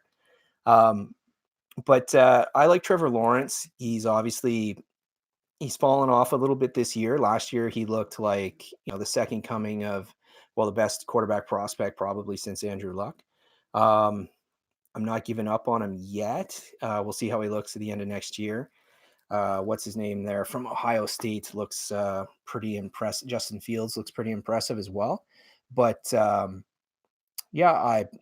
I mean, Trevor Lawrence has all the tools. He can make all the throws. He's athletic enough to get outside the pocket. He reads pretty well. He's a hell of a prospect. And I think next year he's going to do well. Jalen Hurts. Jalen Hurts. I don't know. Jalen Hurts is a really good athlete. He's having a great year. I don't think he's NFL ready yet. I think that he would be better served to go to not Miami, but go to a team that, say someone like Pittsburgh or something where they have Roethlisberger can play another year or two and then learn a little bit. He's still shaky with his progressions. He's still shaky with his reads. He's in a really good system right now that are scheming guys wide open, and I find a lot of his throws he's completing. He's not leading the. I don't like his ball placement too much. He's not leading the receiver or putting the receiver in a spot where he can run after the catch. He's got potential though. He's a hell of an athlete, so we'll see. Yeah, this guy's blowing the shit up. Why you have to? You got to put it like that? The fuck? Well, fuck, I don't know. Like, how short were you? Now, you know. There you go. Now you good. Yeah. See, look at that. Now, look at that difference. I was loud. Hey guys, was Rico here, the sidekick. Yeah. Let me just crouch down there for you. Okay, but Tua is better than Fields. Yes, I agree. Tua, I think I hope it doesn't hurt his draft position too much. We'll have to see how. We'll have to see how he does, or what the prognosis with his injury is. If I'm Miami, I still take Tua. Yo, he busted his hip hard, bro. Yeah, but I don't know. It's not. Everyone keeps talking about Bo Jackson. That was 30 years ago. You know what I mean? And he's not a running quarterback. If he was Jalen Hurts, then yeah, I think his stock significantly drops because he relies on running. But this guy's not a runner. He's like, he has some mobility, but he's a quarterback. Like, I think he'll come back. I would draft him. Miami's not contending for anything next year, so even if he has to sit half a year, I don't care. If they think he's the guy, and I think he's the best quarterback in the college football right now, that's who I'd go for. Yo, Burger, always wash your hands, man. That's the key. You got to. Yeah. You can't just walk out the washroom, and because there's dudes that do that shit. Yeah. They take a shit and then just walk the fuck out. I've seen it. Pierre, Rico showing every bit of his 4 for 12 frame. Yeah. 4 for 12. Joe Burrows will probably go number 1. I think the Bengals will take him now. I like Burrows, but man, I'm worried about. I really looked at like the little buddy. Yeah. Hey, little buddy, come on over. I really worry about Burrows and his. Like, we're going off of like 8 games, right? Because he wasn't overly impressive the rest of his collegiate career. There's a little bit of a Mitch Trubisky vibe to him. Somebody called me Kevin Hart. Yeah, I like that. Is that Kevin Hart? Yeah. Do the Dolphins want to win, or do they want to get the number 1 pick? Well, the front office would love to get the number 1 overall pick, but the coaching staff and the players are going to try and win. They're going to try and win every game. We talked about it earlier. And I was saying that you're still laughing at Kevin Hart. That shit got me rolling right now.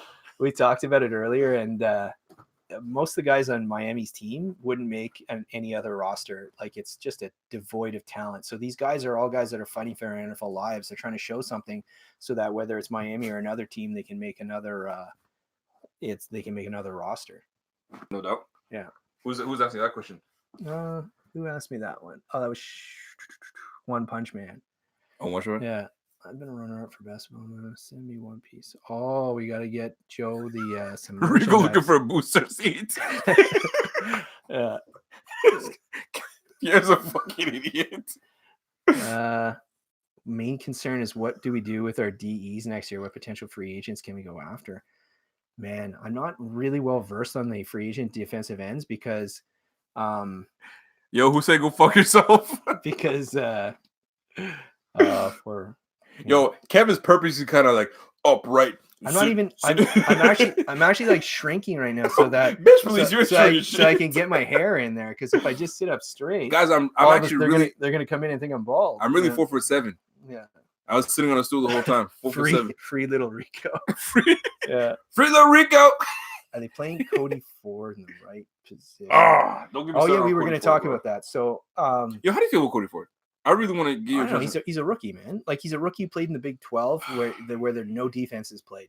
So does that make a difference? Yeah, of course it does. You're like, if you were playing for Alabama and you're playing for national titles every year and you're playing against, these playoff teams, who you play against is always irrelevant to, where you are at in your career. Yeah, I got you. Right. So you get Joe Domenico. Sorry, I got to say that. Joe Domenico. www.bffanshop.com. Go ahead and go nuts, bro. Buy like 6 shirts. And then send me the screenshot of the 6 shirts you bought. Yo, fan of the week.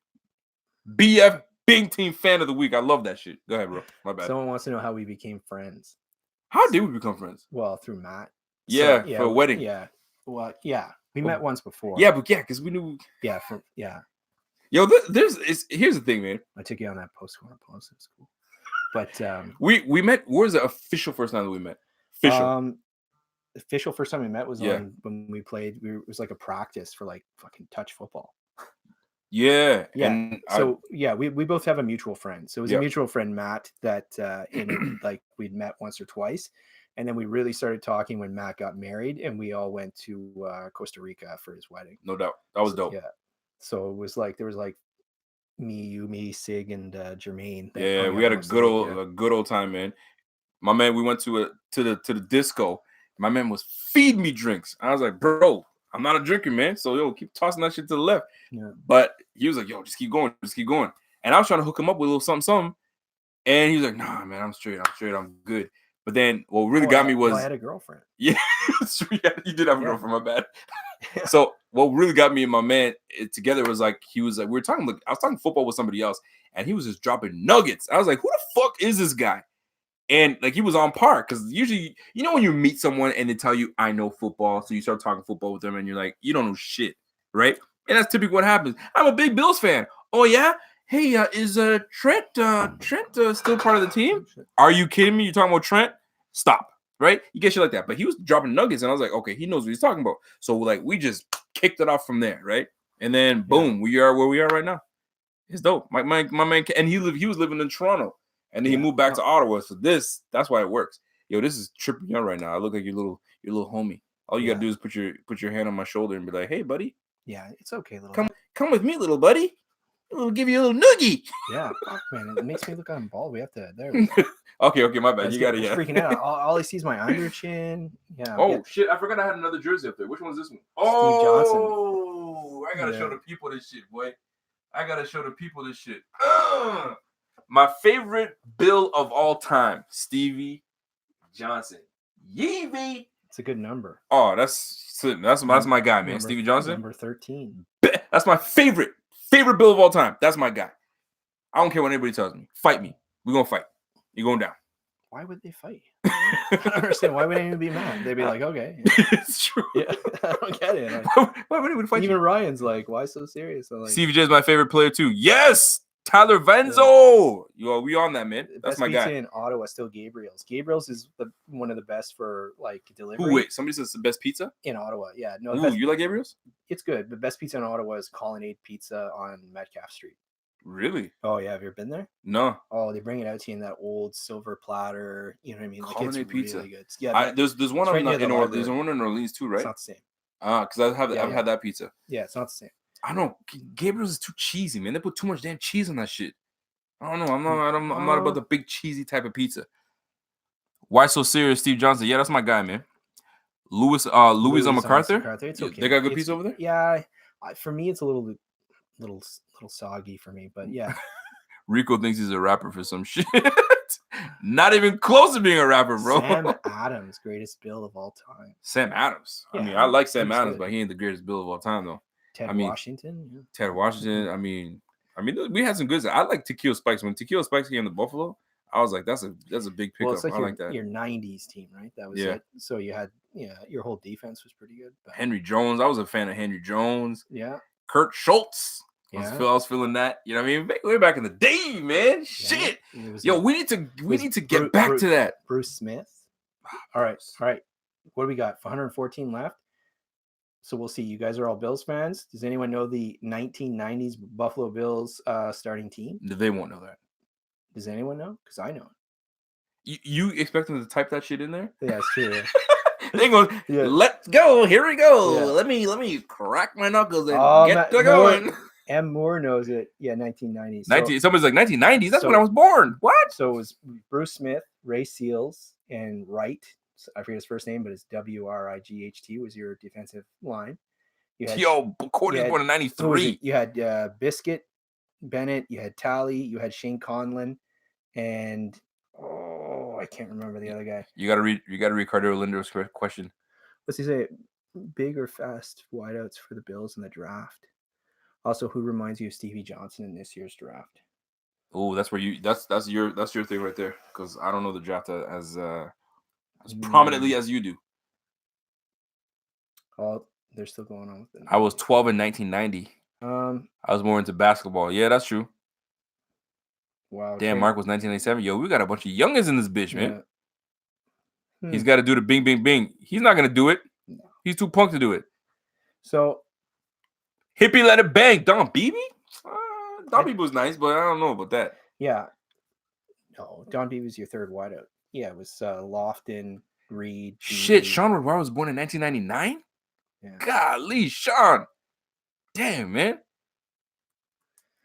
For the Born in 98. yeah, for your wideouts. Yeah. I don't really care whether he's big or he's fast. Like for you guys, he just has to be someone that dictates coverages. Hold that thought. Yeah. Extreme Boost Bastards. I was born in 1947. Get the fuck out of here. Go Nice. fuck yourself. Are you being for real? That's awesome. Good for you, boss. And you fucking with us? Salute. Shit, I look like a fucking retard doing this. Salute. Yeah. Let's go. Norwood. Yeah. Nah, man. No, they're talking. Well, they're joking. Obviously. Yeah, They're yeah, talking yeah. about the 90 team. So anybody born in 84? Because that's when I was born. Anybody born in 84? No, Moore was born in 83. Pete Metzelaars. Actually, Pete Metzelaars is the backup tight end. The Jason starting- Whaley born in 75. What year were you born? Shit. 78? 79? 80. You're 80? So we got an 80. I'm 84. We got 79, 86, 78. Shit, we got a good mixed group in here, man. I love it. Bryce Pop. Joseph Domenico's in 89. Okay. One Punch Man 78. 85. 02. Shit, we got a youngin. Noisy Boys in 02. I was born in 87. Oh shit, I was 81. Yo, who's the oldest in this bitch? Yeah. Kathy Barnaby, Kelly, Tasker, Lofton, Reed, Thomas, Bennett, Telly, Mueller, McKellar. Oh, she's naming the whole squad. Yeah. Yo, Blue Balls Magoo, 1976. Oh, Kathy Barnaby, 66. Yo, Kathy's the winner. she's Oh, New Mexico was in 60? Shit. No way. Yeah. Yo, Daniel Guarez is 1963. Got to give Kathy Barnaby credit. There was a lot of guys there. Yo, you know what I love about Kathy Barnaby? She's always the only female in this bitch, and I fucking love it. No one's brought up Kent Hull yet. Should Howard they? the House Ballard, Will Wolford, Ken Shields, Will Richter. That was your offensive line. Yo, Jim who was Richter, born in sorry. 2009? Bro, Aiden Gaming 09? Yo, maybe I gotta watch my language on this shit. Should I watch my language? Mm-hmm. Yeah. You think so? Well, Should I keep it PG and not swear at all? it's hard because you're so low down there. Fuck that. Not doing it. I like me a couple cuss here and there. You know what I mean? It gives you the authenticity. You know what I mean? Authenticity. What is it? Authenticity? Authenticity. So you saying authentic? What are you, French No, now? authentic. You know the French people, they don't say th. They're authenticity. T'es français, toi? Yeah. Golly, so we had 60. Somebody was born in 1960. Good 47 was shit, the man. oldest. Cody Finney, you're good. We good. We got it. We got it, man. Gotta watch my language on this shit. Not happening. No, Not happening, man. But maybe I should. I debate it because sometimes I know that there's younger crowds that watch it, and the younger crowd usually have their parents watching it. And Ryan if they Berger see me remembers go, Kenneth Davis. Kenneth Davis is pretty good. I don't know, man. I remember Kenneth Davis. Yo, we've been talking for 3 hours, bro. Yeah, that's a long time. That's a long ass time. How do y'all you still doing have, this? like 100 people. Because they fuck with us. That's what it comes down to. If they fuck with the brand and they like what happens. It says I'm purposely keeping the stream going because I know I'm not going to have fun tomorrow. I know I'm not going to have fun. Who said that? One of the guys. Yeah. I know I'm He's not not gonna gonna have fun. Yeah, I'm not gonna. I knew that since the beginning of September. Yeah. Damn, I'm the oldest. Joseph Domenico? No, you're not the No, oldest. he's Next sitting time. at 59. There was a guy that said 47. 1947. Yeah, remember it? Oh, I thought the Yeah, person yeah. was saying they were 47 years old. No, they're from 1947. Oh, wow. Who was that? I missed it. That's what the guy said. Fuck, man. Yo, that's real talk. You know what I love about this? In the chat right now, it's mostly Bing team members. I love it. That's amazing, man. That's what I like to see, man. Yo. 1890. Nice. 1870. Yo. Kudos to you, Dan. I'm not even gonna read that shit online, man. Stat line for Allen, Brown, Singletary. Also, how many takeaways do you think we're gonna get against Fitz? Ryan Berger, that's right. We So fucking I rock. feel like you're gonna get 3 turnovers from Fitz. I think Brown's gonna get like 70 yards, maybe 5 for Are you 70. talking about Cody Finney? Yeah. Okay. 5 for 70. Singletary. Who's 5 for 70? John Brown. John Brown? Yeah. Singletary, I don't know. It depends, like you said, if they really want to get Gore that record while he's at home. Yeah, I feel that they want to. That would be different if Singletary gets on a roll. Like, Yeah. it's tough. That's a tough one for me. I started Singletary in my fantasy league because I'm assuming he's going to do well, but that's a good point. If they want to get that record out of the way for Gore, or not record, but move him up there in the rushing list, doing it at home, that would be. Does Josh Allen throw for 300 yards tomorrow? He's never done it yet, so I don't think he's gonna do it. I don't think it's in him. No, I don't think it's in him. Yeah, I think that you'll get up enough early that it'll just be a lot of running. You know what it is? A guy that runs as often as he does, it's part of his game to run and get Ray yards. Bentley, that's who I was missing in the linebacker. I can't see him throwing for 300 yards, man. It might be a minute. Yeah. Now, if he throws for 300 yards tomorrow and we lose, yo. Yeah. Now, is there such thing as an acceptable loss against Miami? Well, Miami in general. So Miami this year has had many acceptable losses because the whole point was that they looked at the roster. Yeah. They said this is an 8-8 team every year, 7-9, 8-8 every year. Mm-hmm. We're not going to win the Super Bowl with who we have, so let's just start over. So they just cut all their vets. They didn't re-sign their vets. They didn't sign any new vets. They just said, we're going to start from scratch and we're going to start trading assets. Now it snowballed because they didn't set out to trade for Laramie Tunsil. They were actually looking to trade for Clowney, and the Texans just kept coming back and back and back with more offers. And finally they're like, I don't know, are you kidding me? 2 firsts and a second for an offensive lineman? Okay. And then Minka Fitzpatrick wanted out. With Kenyon Drake, it was just a case of his contract was expiring and he wasn't going to resign, so they traded him for something. But anyways, yeah, you know what to do. So you know what to do. Welcome to the Fanatics, Jason Whaley. Yeah, you know what to do. Yeah, bing, you know what to do. Bing, bing, bing. Yo, bing, biggity, bing. Let's go, Jason Whaley, mate. Listen, man. Yeah, how's some damn energy? If we're gonna do this podcast thing, have some goddamn energy. That's your role. Yo, Jason Whaley, welcome to the damn Fanatics, man. That's the damn best decision you'll ever make. There's no damn brand that does it like the fuck we do. Listen, 3 hours in, you've been rocking with us, and we just having a good old time. So welcome to the damn team. You will be eligible to win the Buffalo versus everybody damn sweater. Now, without further ado, I'm going to give it back to my man Kev, because Kev was just, love the show, guys. Jason Whaley loves it, man.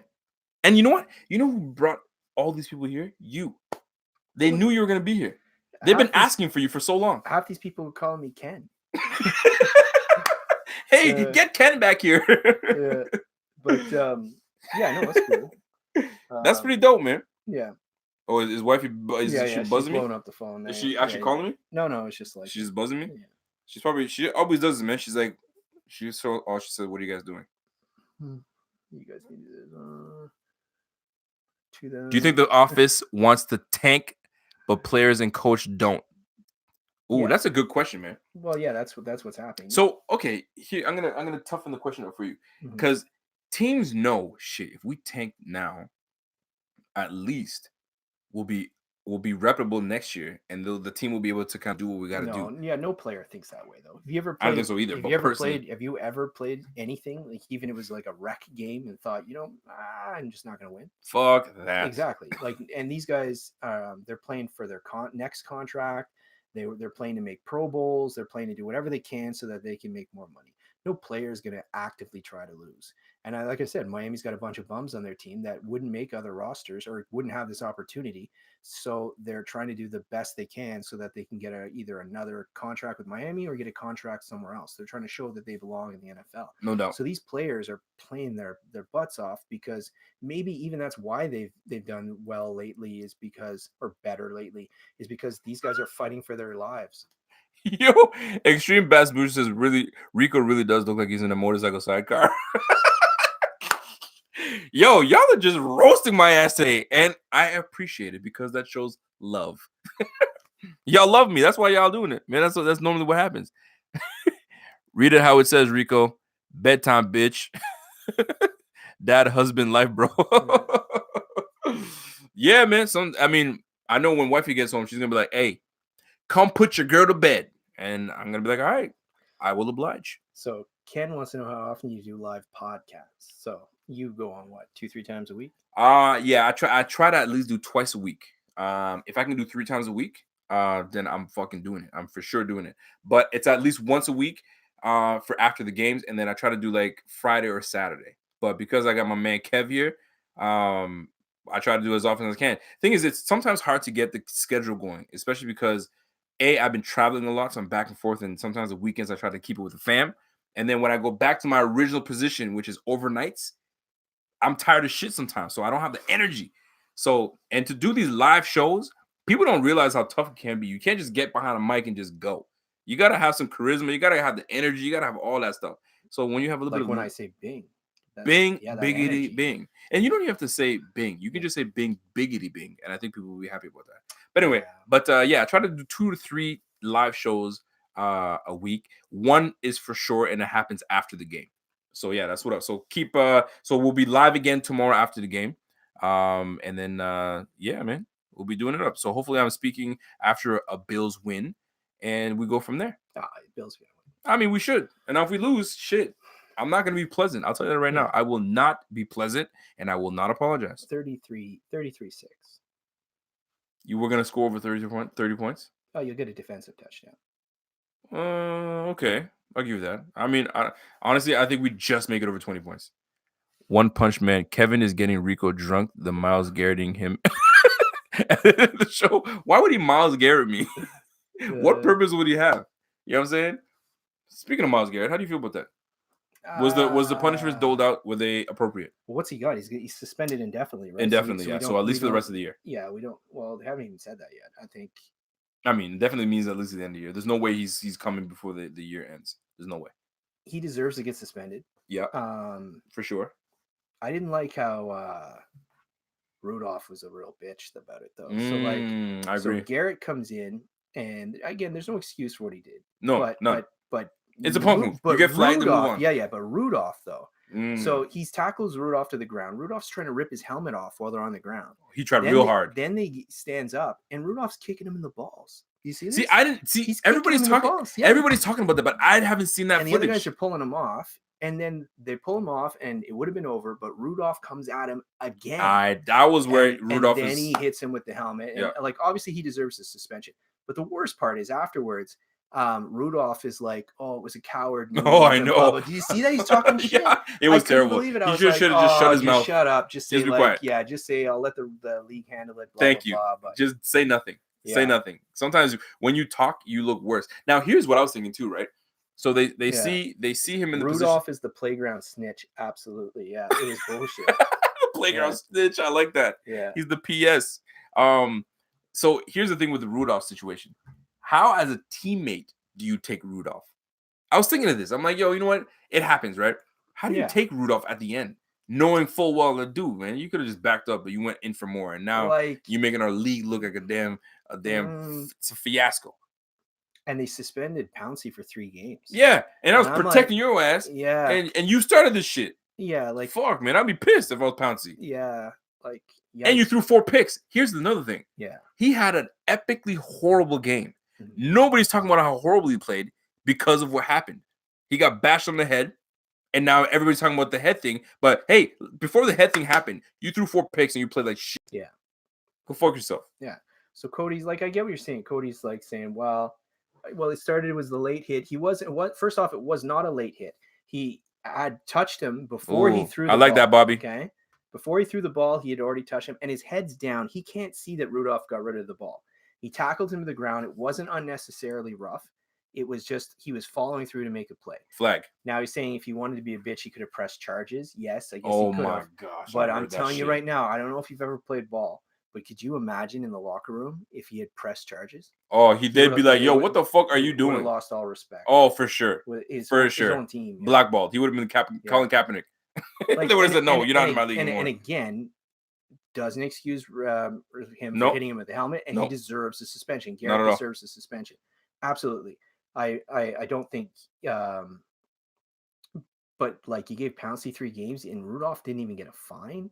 Like at what point do you kick a man in the nuts and you don't get a fine? I didn't even see that. I gotta go watch it again. Yeah. Hussein, if he appeals it and loses it, let's just say he appeals it, they're gonna try to answer his appeal as soon as possible. They're not gonna wait on it, right? Because if they wait on it, he'll be able to play the next game, right? But they're gonna try to get it as soon as possible. And if he appeals it and loses it, 3 games suspended.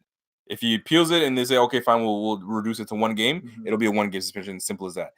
Bobby says this though: Josh Allen's career stats versus the Dolphins. He's 51 for 85, 60%, 909 yards passing, 9 touchdowns, and 3 total turnovers. How do you feel about that? Awesome. So, like, This is awesome. Yeah. So all of his stats came from the second game last year when he was playing against no one. Xavier Howard wasn't playing, Rashad Jones wasn't playing, Bobby McCain wasn't playing, and Minka Fitzpatrick went out the first quarter. So he had a great game against a bunch of guys that shouldn't have been on the roster. So I hear you. That's cool. I hear you. Joe Nelson says screwed up on the. Oh, go ahead. In the first game you played, you lost, and he threw 2 picks to Xavier Howard. Wow, you said that with really anger there. Well, I mean, like, There's a lot of anger there. it's Bobby, eh? It is Bobby. So Joe Nelson said they screwed up on the suspension. They should have suspended everybody. How do you feel about that?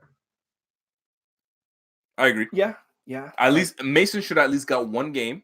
And if they don't, they say no, we're not gonna suspend him. Yeah, like fine his ass, like $50,000. Go fuck yourself. Like, again, not absolving Garrett, but are you saying that Rudolph did nothing wrong? Right. Like, he initiated it. He Absolutely. definitely tried to rip off his helmet. He definitely kicked him in the nuts. He definitely kept after him. Like, again, yes, suspend Garrett all you want. Rudolph is a reindeer. But, I don't know if you heard this, but they said that. But his hand was caught in the helmet. He was trying to get his helmet out. So that's why he was trying to remove. No. He was trying to get his helmet, his hand out of the helmet. This guy says no kick to the nuts. So I didn't see that either. So I agree. I didn't see it initially. So I was watching on TV, and I have, like, where it like automatically tapes the game. Yeah.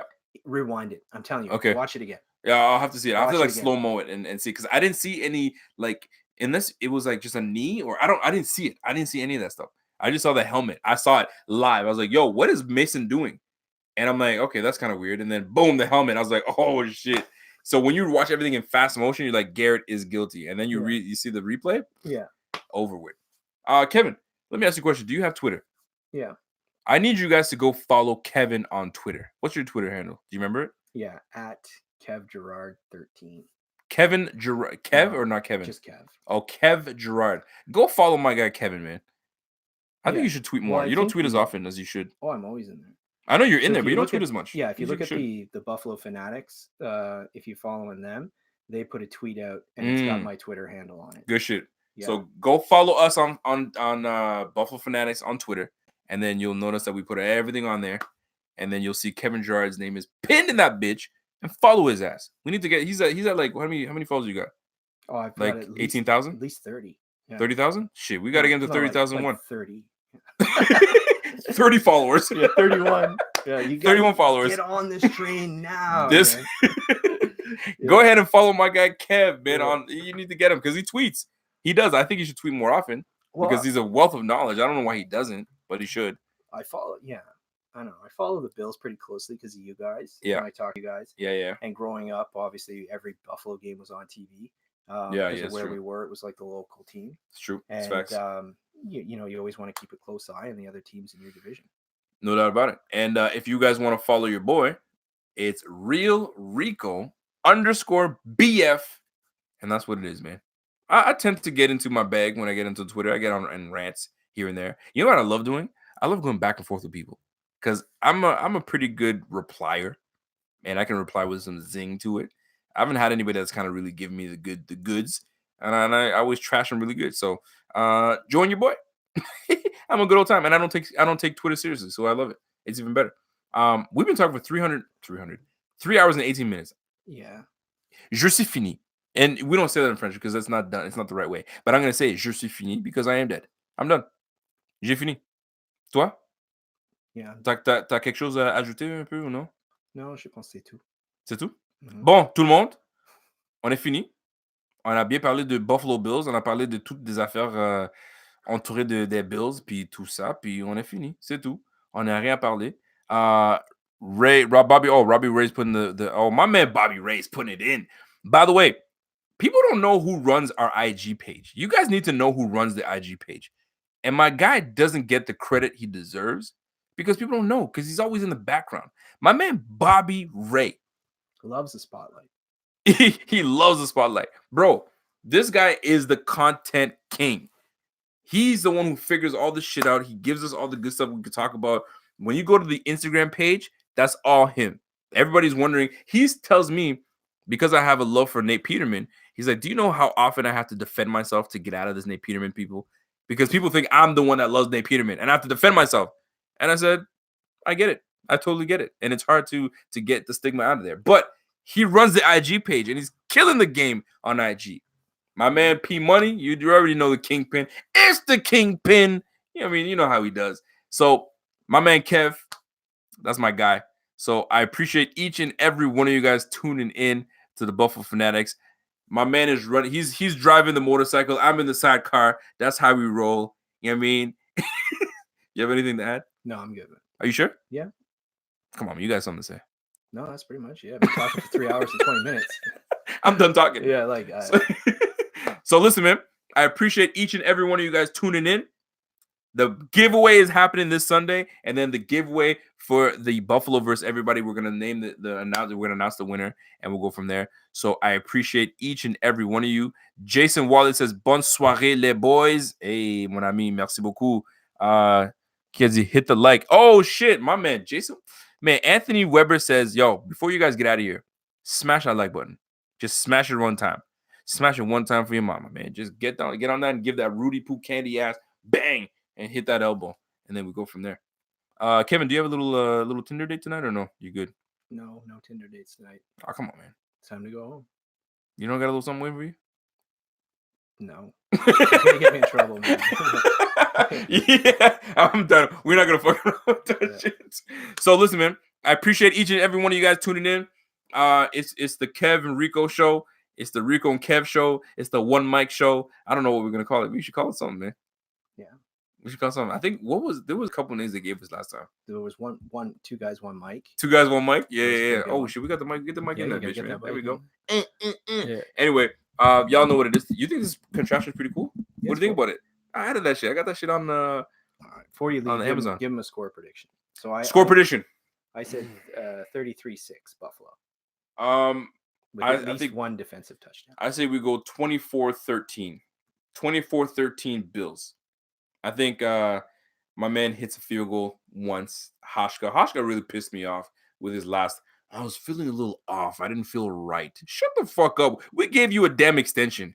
Your job is to kick the ball between the 2 pipes, bitch. Stop playing games, man. Oh, I didn't feel right. I didn't feel good. Well, you know what? Maybe I should take away a couple dollars from your paycheck, and then you can tell me how good you feel. But I get it. You're human. I get it. But shit, man. The kicker's supposed to do the damn job. Kick the ball between the pipes. Shit, don't get me pissed off, man. Anyway, I say 24-13 Bills. What do you got? What did you say? 33? 33-6. Wow, you really think we're going to put 33 points, huh? Yeah, I said one. It'll be a defensive score. Who scores the defensive touchdown? My luck, it'll be Jerry Hughes. But well, he might not play. He's questionable to play. let's say Minka. Let's say Micah Hyde. Micah Hyde? Yeah. I'll say Milano. Milano seems to have a nose for the football. Yeah, that's a good one. Actually. He finds it everywhere. Maybe it might be Lorenzo Alexander. You never know. Yeah. Anyway, so we're gonna get out of here. I appreciate each and every one of you guys. Honestly, I do. We do. Oh shit, we got one more. Malik Bendoff says just got home from work and ecstatic to catch the end. Enjoy the game tomorrow, Rico and Kev. Final score 31-10. Oh, Bendoff. I like that, man. I like that prediction. That's a solid prediction. I appreciate that. So we out of here. And I think this has been great, man. 3 hours and 23 minutes, bro. What the fuck, man? I love it. I love it. If you guys love the show, keep supporting. If you guys want to know how you can support, donations is what we do, man. And if you don't want to donate and you don't feel about that, but you still want to support, just join the Bing team. That's all you got to do. www.jointhefanatics.com. It's that simple. You want to support in that way? That's all it is, man. It's that simple. And you get put into the draw every damn month for a prize. It's that simple. So that's it from us. It's Kevin. It's your boy. And I'm gone. Oh, yo, Kevin, I love that shit.